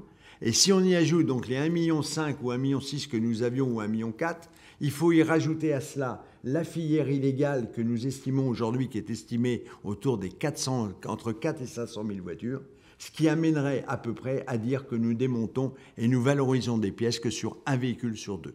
Donc là, par contre, on voit qu'on nous pourrions bénéficier d'une grande marge de progression. Voilà ce que je voulais dire un petit peu en préambule pour continuer et conclure, de dire que la pièce de réemploi est un complément pour la réparation. C'est un complément des produits. C'est un des produits à ajouter dans la liste des produits que nous pouvons fournir aux réparateurs, mais en aucun cas, ce sera un produit de substitution à la pièce neuve. Ça, c'est clair. Oui, non, mais il va de soi qu'il n'y aura pas, c'est pas l'objet de toute façon poursuivi. En revanche, il faut que ce soit une alternative assez robuste. Il faut bien mettre voilà, il faut bien relativiser, de dire que la pièce de réemploi, on a vu les chiffres, on va pouvoir progresser, on peut encore progresser, on a beaucoup de marge de manœuvre pour pouvoir augmenter le nombre de pièces à utiliser dans la réparation, mais il faut savoir que ça trouvera ses limites. Voilà, il faut en être conscient, et c'est ce que je souhaite apporter. Jusqu'à quel niveau, alors, M. Poincelet vous demande M. Merkling. Alors, je pense qu'il faut qu'on évolue. Il faut qu'on évolue, et c'est d'ailleurs un des dossiers que j'ai, lors de la dernière rencontre avec l'équipe de SERA, on a évolué. Parce qu'aujourd'hui, dans le cadre de la réparation collision, vous limitez, la réparation se limite exclusivement aux pièces d'Europe. Hein. En un mot, les pièces d'Europe, c'est à peu près tout. Par contre, on a beaucoup d'autres produits et il nous apparaît indispensable et nécessaire, si on veut évoluer, de travailler avec les réparateurs, avec les experts, pour mettre en place des modes de contrôle sur certains organes, pour pouvoir les intégrer d'une façon complémentaire à la liste des pièces qu'ils utilisent aujourd'hui. Je vais donner un exemple très précis. On prend les jantes. Dans beaucoup de collisions, vous avez au minimum une jante à changer. Okay. Sur une voiture, quand on récupère une voiture, il y a toujours 4 roues. Hein, je rappelle quand même, même si on a supprimé la roue de secours, il y a encore 4 roues. Ils n'ont pas encore mis des gonflettes pour. Bon, on est encore avec 4 roues. Donc on a, même si dans l'accident, il y a une jante détruite, il en reste 3. Et ces 3, eh bien, elles pourraient répondre à une demande, parce que je ne sais pas, il faudrait savoir à quel niveau elle est dans la liste des pièces changées, remplacées dans le cadre de la réparation. Mais je pense que les jantes, c'est quand même quelque chose d'assez courant. N'est-ce pas ? Eh bien, il faut qu'on arrive à trouver des accords, des contrôles, en accord avec les réparateurs, les experts, nous à mettre des moyens de contrôle sur nos pièces, Je vous rappelle que pour la majorité de nos entreprises, nous travaillons avec un organisme certificateur et entre autres sur la qualité des pièces, hein, puisque dans notre certification de service est impacté, nous avons la réparation et les modes de contrôle des produits. On intègre ça dans nos certifications et ça permettrait de mettre des nouveaux produits. Et je donne cet exemple-là, mais je pense qu'il y a d'autres produits, il faut les lister et voir comment on peut progresser. Là encore, on a parlé de réparation tout à l'heure. On pense aussi que quand on parlait des optiques, on va de plus en plus dans nos centres déjà sur la réparation. Un optique, une patte cassée, ces pattes en plastique, on les casse. Aujourd'hui, on peut les réparer. Donc là encore, il faut évoluer, il faut avancer. Il faut que ces pièces ne soient pas détruites, mais elles soient réparées. Et ça aussi, c'est une vraie démarche qu'on a dans nos centres. Patrick, tu as aussi, Monsieur Le Vaillant, voilà. Tu as aussi les airbags quand même. Ça serait quand même pas compliqué de donner une deuxième vie à un airbag après l'avoir contrôlé. Parce qu'on sait très bien que nous, quand on monte un airbag neuf, pour l'instant il est neuf, de toute façon on change le boîtier déclencheur. C'est un circuit avec un témoin au tableau de bord qui est allumé. Lorsque le témoin il est éteint, le circuit fonctionne, l'airbag fonctionne. Donc il y a à travailler sur des choses comme ça, à mon avis. Il y a à travailler sur pas mal de pièces électroniques aussi, qui peuvent avoir une deuxième vie, hein, au lieu que ce soit jeté. Je voulais dire que il y a vraiment une marge, il y a vraiment une source de développement, parce que aujourd'hui, vous utilisez le monde de la réparation, on n'utilise quand même que quelques pièces. On tourne sur une douzaine de pièces. Malheureusement, généralement, les accidents, c'est avant-gauche. Hein, la majorité des chocs sont avant-gauche. Vous nous demandez des pièces avant-gauche, mais par définition, les véhicules que nous rentrons ont aussi majoritairement les chocs avant-gauche. Donc on a toujours cette adéquation de problème entre l'offre et la demande. C'est le problème du réemploi, de toute façon, à chaque fois, l'offre et la demande. Donc, peut-être qu'il y a d'autres organes qu'on peut développer, mais je pense qu'il y a un vrai travail et une vraie volonté. Ce qui est vraiment l'évolution sociétale et actuelle et de comportement, c'est la volonté d'avancer. C'est-à-dire que jusqu'à ces dernières années, on nous a ignorés. On a eu une période de méfiance avec nous. D'accord, clairement, on a encore, c'est pas encore tout à fait levé au niveau de tous les réparateurs, mais c'est quand même en bonne voie. On est vraiment dans une évolution. Et à partir du moment où on inverse la spirale et qu'on veut absolument réutiliser plus possible, là, à partir de ce moment-là, on peut vraiment avancer. Et justement, à ce propos, Monsieur Le Vaillant, comment vous appréhendez, vous, ce marché, hein? Je rappelle que vous dirigez le métier carrossier au sein du CNPA, sachant que vous êtes quand même assez prudent. Vous dites qu'il y a certaines choses à vérifier, à valider, avant de prendre certaines décisions. Oui, tout à fait. Donc bonjour à tous. Je voudrais dire qu'au niveau du CNPA, le métier carrossier représente bien entendu les carrossiers, mais pas uniquement. On représente tous ceux qui font de la carrosserie, c'est-à-dire les concessionnaires, les agents, les artisans aussi chez nous. Voilà, donc ça fait quand même pas mal de monde. Alors, à mon sens, il y a quelques freins quand même concernant la pièce de réemploi. C'est quelque chose qu'on connaît très bien en carrosserie, puisque ça fait quand même de très, très, très nombreuses années que nous l'utilisons. Alors avant, bien entendu, nous ne l'utilisions que pour remettre en état des véhicules qui étaient très anciens et qui n'avaient pas la possibilité de retourner sur la route si on n'utilisait pas ces pièces. Alors aujourd'hui, bien sûr, il y a le phénomène... le phénomène est différent puisqu'il y a un problème environnemental, etc., qui fait qu'on est appelé à mettre davantage de pièces d'occasion. Mais bon, alors, on a différents soucis, c'est-à-dire qu'on a quand même un problème de qualité. S'il y a un problème sur notre réparation, c'est nous qui allons être mis en cause et personne d'autre. Donc on est responsable de l'achat de ces pièces. On ne peut pas faire n'importe quoi. On a quand même d'ailleurs aussi une liste des pièces qui sont ouvertes à monter sur les véhicules. On rappelle, la législation nous rappelle que ce sont les pièces de carrosserie amovibles, les pièces de garnissage intérieur et de sellerie, les vitrages non collés, les pièces d'optique, les pièces mécaniques ou électroniques à l'exception de celles faisant partie des trains roulants, des éléments de la direction, des organes de freinage, des éléments de liaison au sol qui sont assemblés, soumis à usure mécanique et non démontables. Voilà pour ce qui est de la liste. Pour rejoindre Patrick, on pourrait peut-être aussi voir le problème en occasion de la faisabilité de mettre un berceau.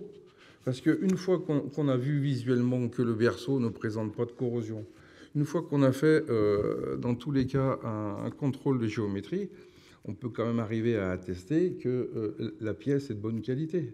Hein, voilà. Ensuite, donc, on a un problème quand même de garantie, et ça, c'est ancestral. C'est-à-dire que on sait très bien que quand on achète une pièce d'occasion dans un centre VHU, si c'est une pièce électrique, on est un peu hésitant parce que là, on va avoir une garantie, dans le meilleur des cas, de 3 mois. Si la pièce ne fonctionne pas au bout de quelques temps, l'épaviste, le démolisseur, le centre VHU va nous la reprendre, ok. Mais par contre, la main-d'œuvre, très souvent, elle est à notre charge. Elle n'est pas prise en charge par quelqu'un d'autre que par le réparateur. Voilà, ça peut être un petit frein aussi. Ensuite, on a quand même... Il y a un problème économique que vous soulevez d'une certaine manière. C'est la marge qui parfois vous échappe, ou en tout cas dont l'évaporation est jugée trop importante pour les professionnels. Parce que effectivement, la société évolue, tout le monde est beaucoup plus sensible aux enjeux environnementaux, mais il ne faut pas non plus que ça vienne obérer une partie du business et des indicateurs financiers. Tout à fait, j'y venais. Au niveau du prix, quand on discute avec nos amis recycleurs, on s'aperçoit quand même qu'eux nous disent quand même qu'ils payent les autos quand même relativement cher. Donc d'un côté, du côté de l'assurance, on a tendance à vendre peut-être un peu cher au départ. Ensuite, ils ont leur travail de démolition, etc., qui ont des coûts. Et nous, à l'arrivée, on nous revend ces pièces. Depuis quelques années, quand même, on s'est aperçu que notre prix d'achat, il était quand même à surveiller de près pour qu'à la fin de toute cette opération, on puisse quand même garder des marges. Parce qu'il vient aussi le problème lorsqu'on met en œuvre une pièce d'occasion, c'est que par rapport à notre liste de pièces d'achat neuves, on est obligé de faire donc des achats séparés. On va rallonger le temps de réparation du véhicule pour le client. Pendant ce temps-là, 9 fois sur 10, il y a un véhicule de remplacement qui est dans la boucle. Donc ce véhicule va tourner un peu plus longtemps aussi, encore vraisemblablement 2-3 jours de plus que si on prenait de la pièce neuve. On a un problème de qualité de pièces lorsqu'on les reçoit. Elles partent peut-être dans un état pas trop mal et à l'arrivée, elles peuvent arriver bien endommagées. Donc, il y a pas mal de choses qui se compliquent. Voilà. Pour arriver à maintenir un modèle économique de notre côté, il ne faut pas croire que nous, on ne veut pas les mettre, ces pièces. Mais il faut savoir que, bon, ça nous complique. Et il faut quelque part, financièrement, qu'on arrive quand même à s'y retrouver, que le réparateur garde sa liberté sur le prix de vente de cette pièce. Parce que des fois, l'expert, bien entendu, il vient y mettre un petit peu son nez là-dedans. Il est hors de question, au final, qu'on vende une pièce d'occasion plus chère qu'une neuve. Ça, on est tous conscients quand même. Mais parfois, avec toutes ces petites contraintes que je viens de vous dire, ça ne valait pas bien le coup, quoi. Voilà. Donc, puis on a tous ces devis qu'il faut faire aux clients, puisqu'on doit proposer aux clients. C'est le double devis qui est obligatoire. On doit proposer aux décret royal, c'est ça. On doit proposer aux clients des pièces issues de l'économie circulaire, donc on doit lui faire un devis avec des pièces neuves, un devis avec des pièces d'occasion. Oui, ça aussi, ça nous allonge un petit peu le temps. On a également des véhicules qui sont sous garantie constructeur.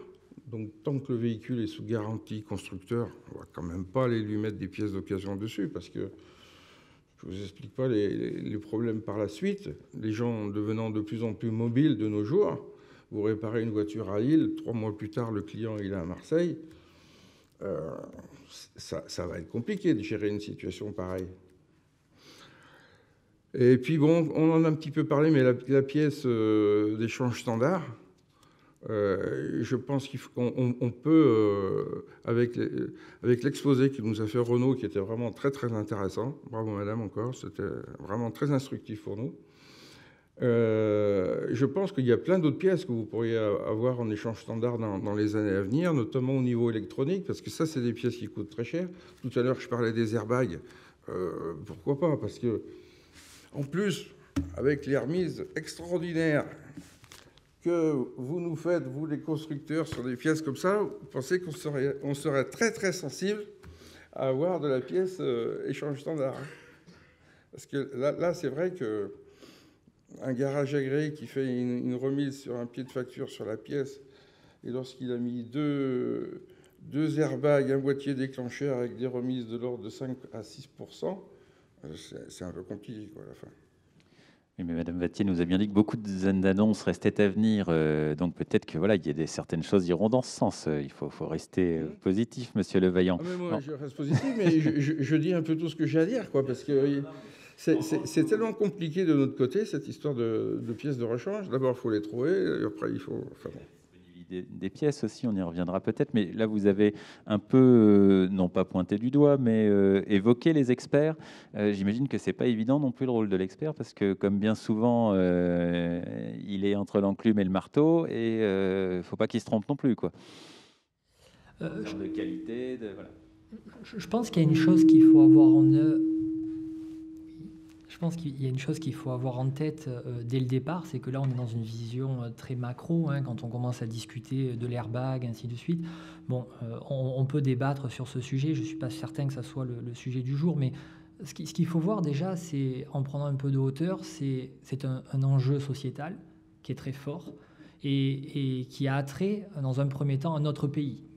Aujourd'hui, le recyclage en France, c'est quelque chose qui, même au niveau des ménages, le nombre de personnes qui recyclent leurs déchets est relativement faible par rapport à d'autres pays comme les champions du monde qui peuvent être la Finlande. Mais sans aller jusqu'à cet extrême, nous, aujourd'hui, on n'est pas inscrit dans quelque chose de très fort en termes de recyclage. Donc déjà, il y a cette première culture à s'approprier qui est celle de l'économie qui peut être vertueuse autour du recyclage. Donc ça, c'est données d'ailleurs sur la pièce de réemploi, je crois que c'est 3% actuellement en France, certes en progression pour 90% de pièces neuves. C'est beaucoup plus dans certains pays scandinaves. Nos voisins espagnols font beaucoup plus, mais là, parfois pour d'autres raisons, on ne peut pas faire une comparaison stricte à isopérimètre.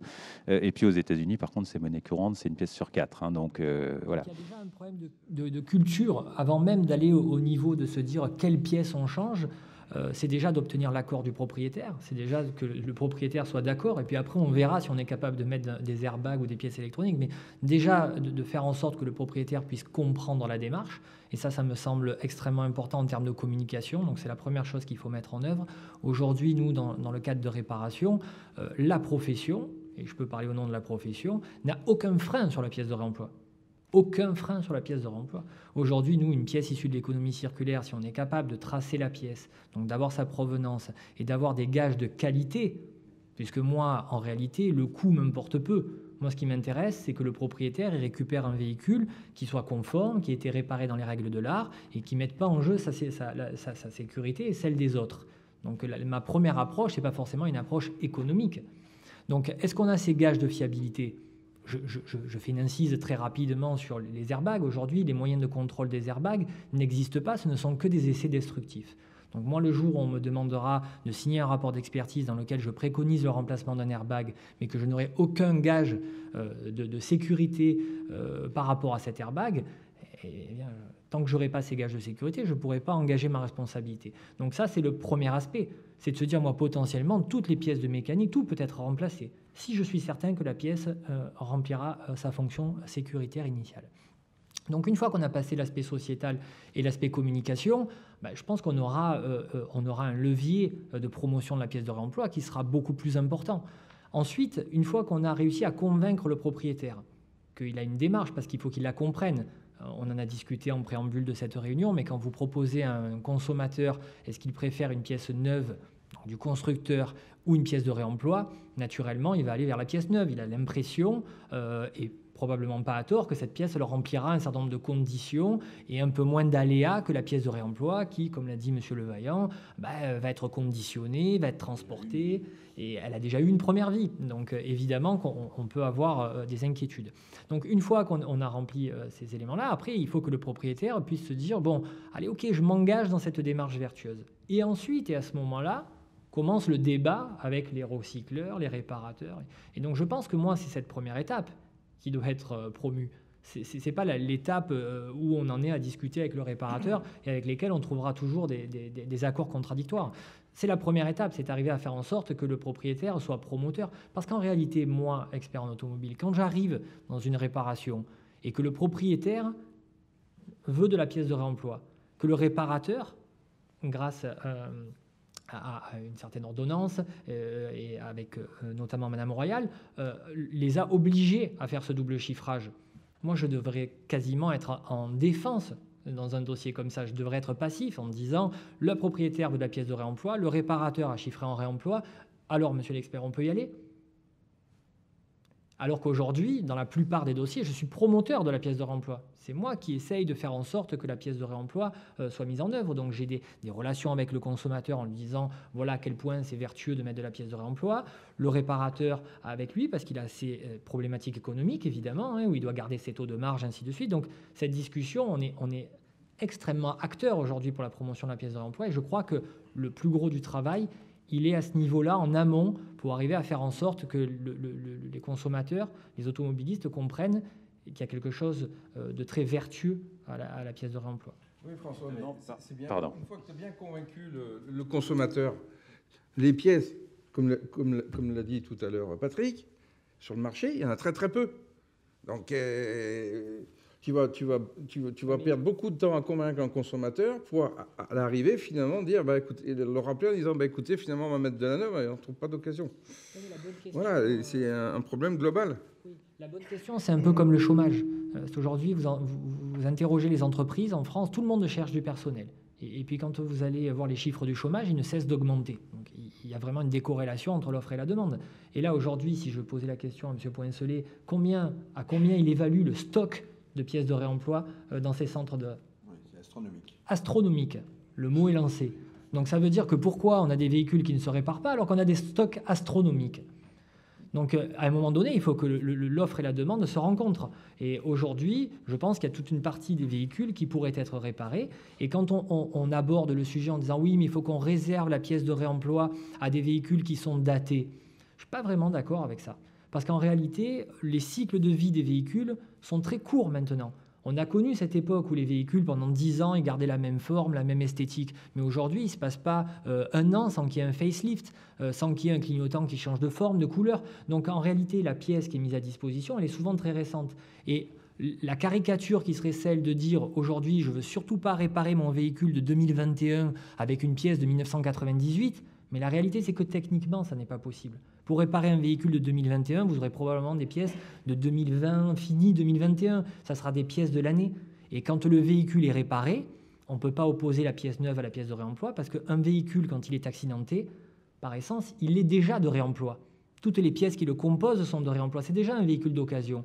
Donc si je me replace sur un côté un peu juridique, replacer le lésé dans la situation qu'il occupait avant l'événement dommageable, il avait un véhicule de réemploi, on lui remet la pièce de réemploi. Donc en termes d'enrichissement sans cause, et si on fait un lien un peu avec le code des assurances, il n'y aurait rien de plus normal que de rééquiper un véhicule avec de la pièce de réemploi.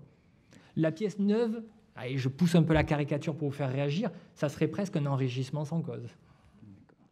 Bon, ce sera l'une des punchlines du jour, mais je me tourne vers vous, du coup, Monsieur Merkling. Vous avez été très clair lors de votre discours inaugural de cette table ronde. Vous voulez favoriser le recours à ces pièces dans un cadre très encadré. Comment vous pouvez influer pour que, justement, le consommateur final, puisque qu'on le veuille ou non, voilà, c'est presque une lapalissade que de le dire, grosso modo, il préfère, dans 99% des cas, de la pièce neuve. Comment vous pouvez influer pour faire un effort de pédagogie?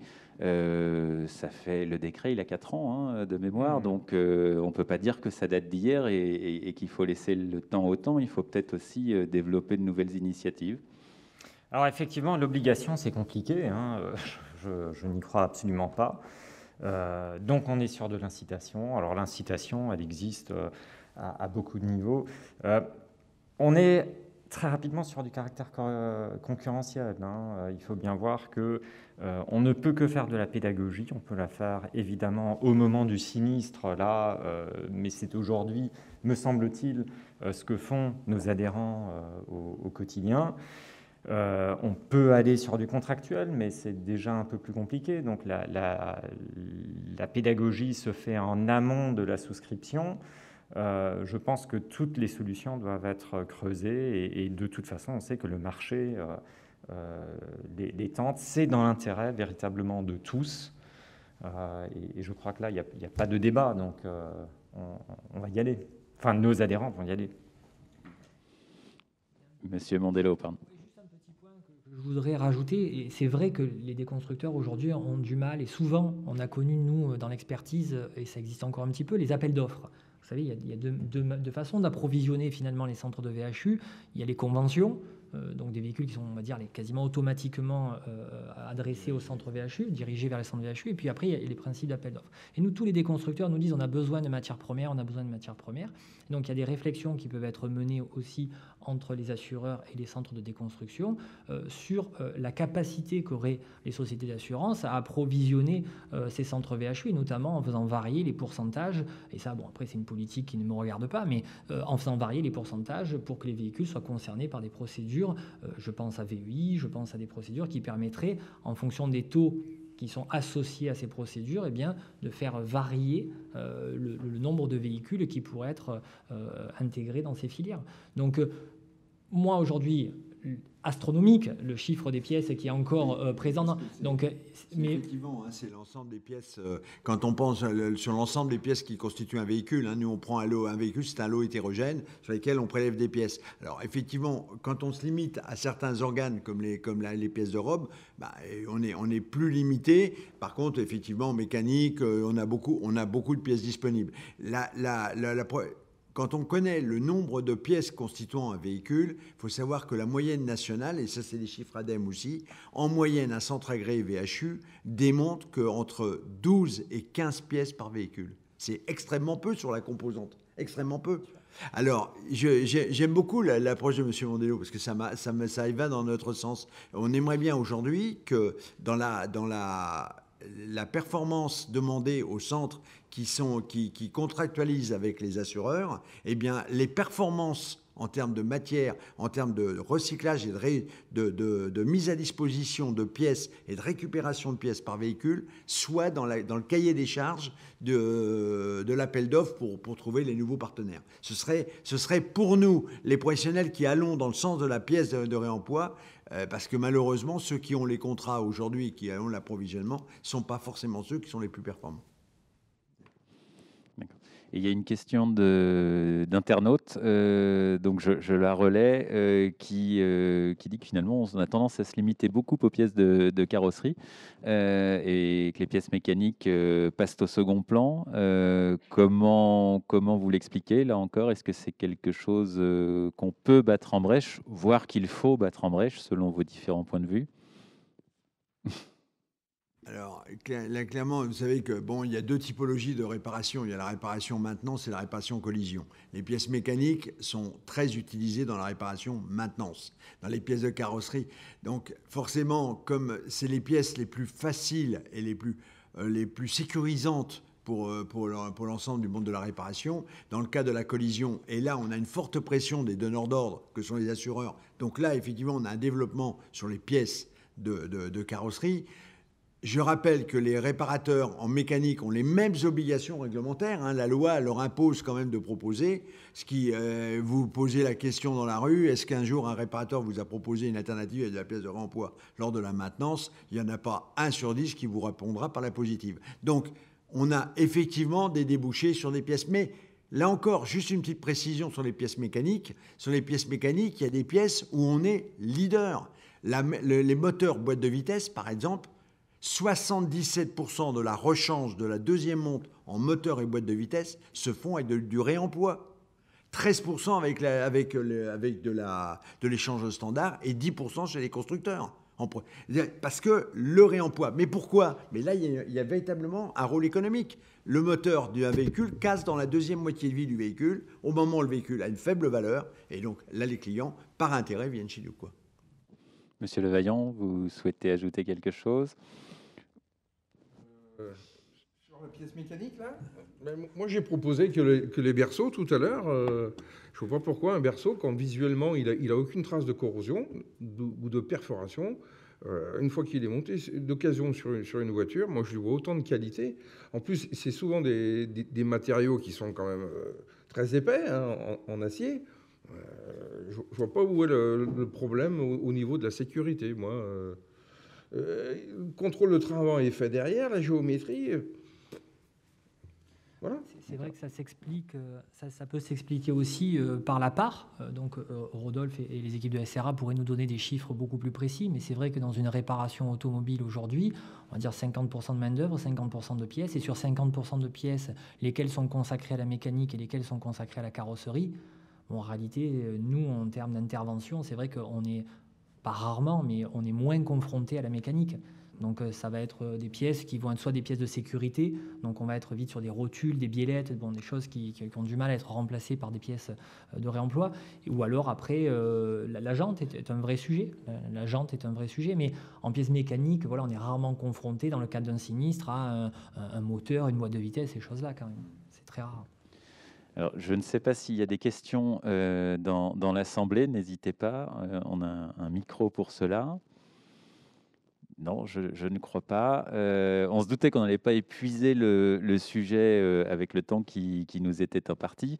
Néanmoins, peut-être pour conclure cette table ronde, je vais vous demander l'exercice du consultant, quoi, les 2-3 bullet points que vous voudriez que les gens retiennent à l'issue de ces présentations.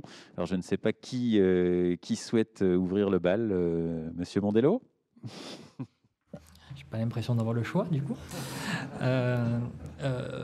En fait, simplement, il y a peut-être un volet qu'on n'a pas abordé aussi, c'est l'offre qui est faite. Et aujourd'hui, les moyens d'accéder à cette offre. Je pense que pour les réparateurs, il y a un frein qui nous est souvent aussi remonté. C'est le double sourcing, le triple sourcing, le quadri-sourcing.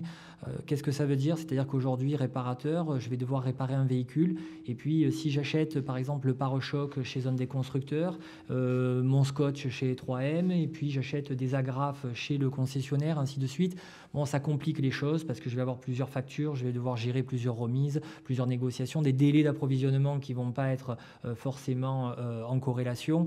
Donc ça, c'est une difficulté. Donc je l'ai dit tout à l'heure sur les bullet points dont on pouvait parler.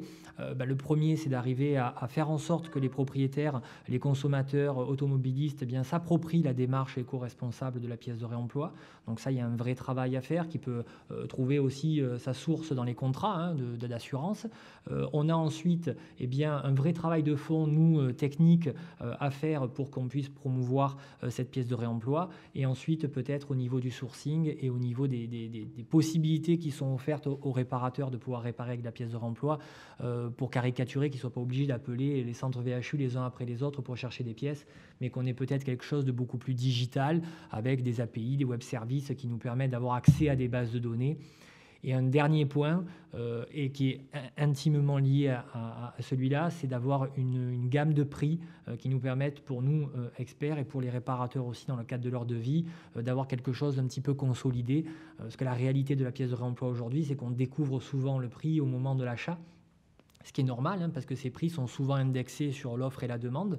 Un pare-choc, j'en parle sous le contrôle de M. Poincelet, mais j'imagine que s'il reste un pare-choc de Clio en France arrière, il n'aura pas la même valeur que s'ils en ont des stocks astronomiques. Voilà, et pour nous, chiffreurs, pour les réparateurs qui établissent des devis, c'est toujours quand même compliqué à l'instant T de pouvoir faire une photographie qui va dépendre d'un marché qui est très fluctuant, à l'inverse de la pièce d'origine, qui, elle, a des fluctuations, mais qui sont plutôt mensuelles et pas journalières. Donc voilà un petit peu, dans cet écosystème, les quelques points qui me viennent à l'esprit. Merci. Avant de poursuivre l'exercice, on a juste une question d'internaute à nouveau, internaute qui s'est dévoilé puisque c'est 60 millions de consommateurs et qui voudrait savoir pourquoi les LED sont 2-3 fois plus chers que les autres technologies. Quelle est l'explication rationnelle par rapport à une technologie qui paraît maîtrisée? Alors, je ne sais pas si quelqu'un sait répondre à cette question.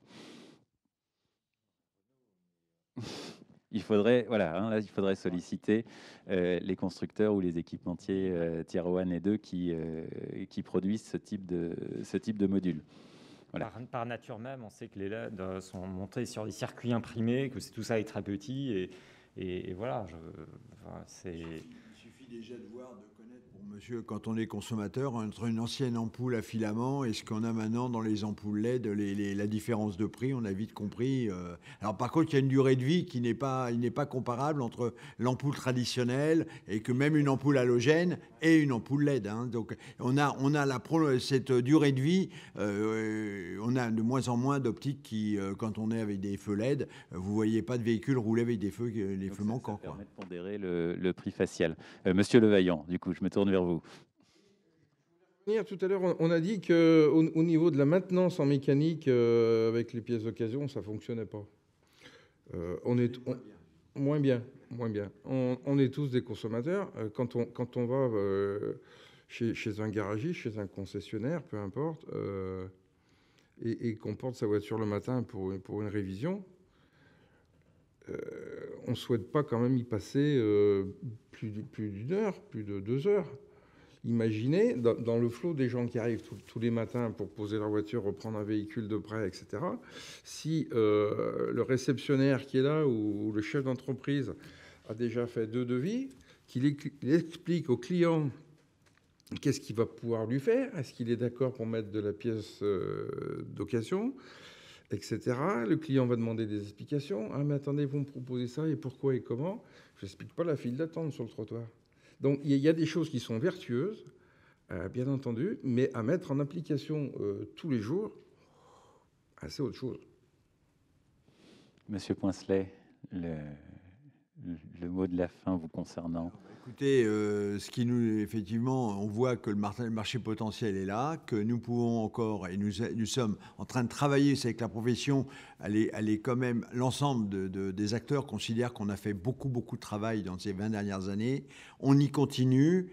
Notre seul point d'inquiétude, c'est la modification de la réglementation. Je rappelle que nous étions des entreprises libres et indépendantes, donc on pouvait se développer sans avoir aucune contrainte, mis à part la contrainte réglementaire. Demain, on va être sous la féole des constructeurs. Je suis moins sûr qu'on ait cette indépendance et qu'on puisse proposer autant de pièces de réemploi, parce que je rappelle qu'historiquement, quand on avait des contrats constructeurs, ils nous interdisaient un certain nombre de reventes de pièces. Donc, voilà. En ce moment, on vit un grand moment d'inquiétude, cette modification réglementaire, et le savoir quelles sont les entreprises qui vont rester aussi, hein, puisque je rappelle que si nous n'avons pas re-signé un accord avec un éco-organisme ou un système individuel en 2024, les entreprises disparaissent. Donc on est en train de travailler sur un livre blanc où on va proposer d'autres alternatives à ce qui est proposé aujourd'hui par le législateur.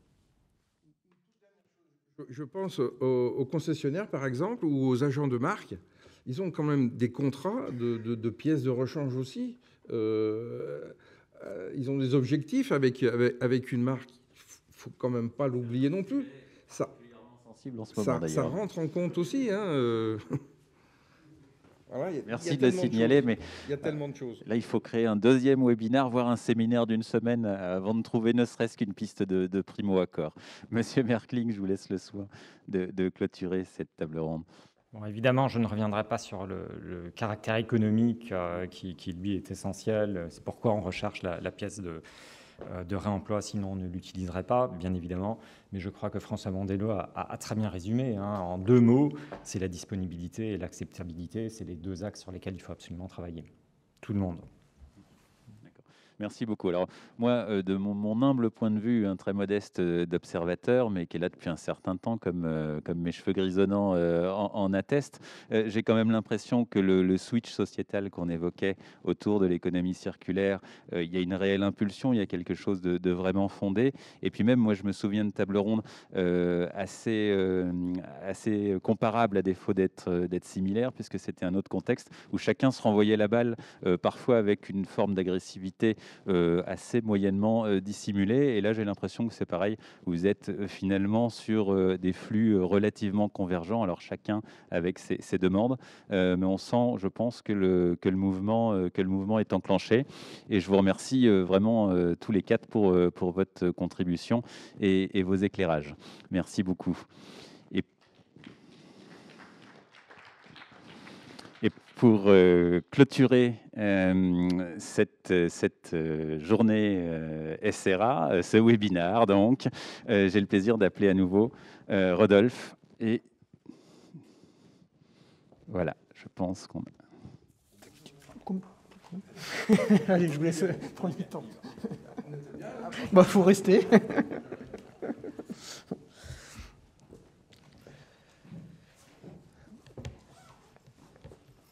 Donc, en conclusion de tout ce qui a été dit ce matin, vous aurez compris que l'augmentation du coût de la réparation est directement liée à celui de pièces qui résultent des évolutions tarifaires, mais également des évolutions technologiques et esthétiques.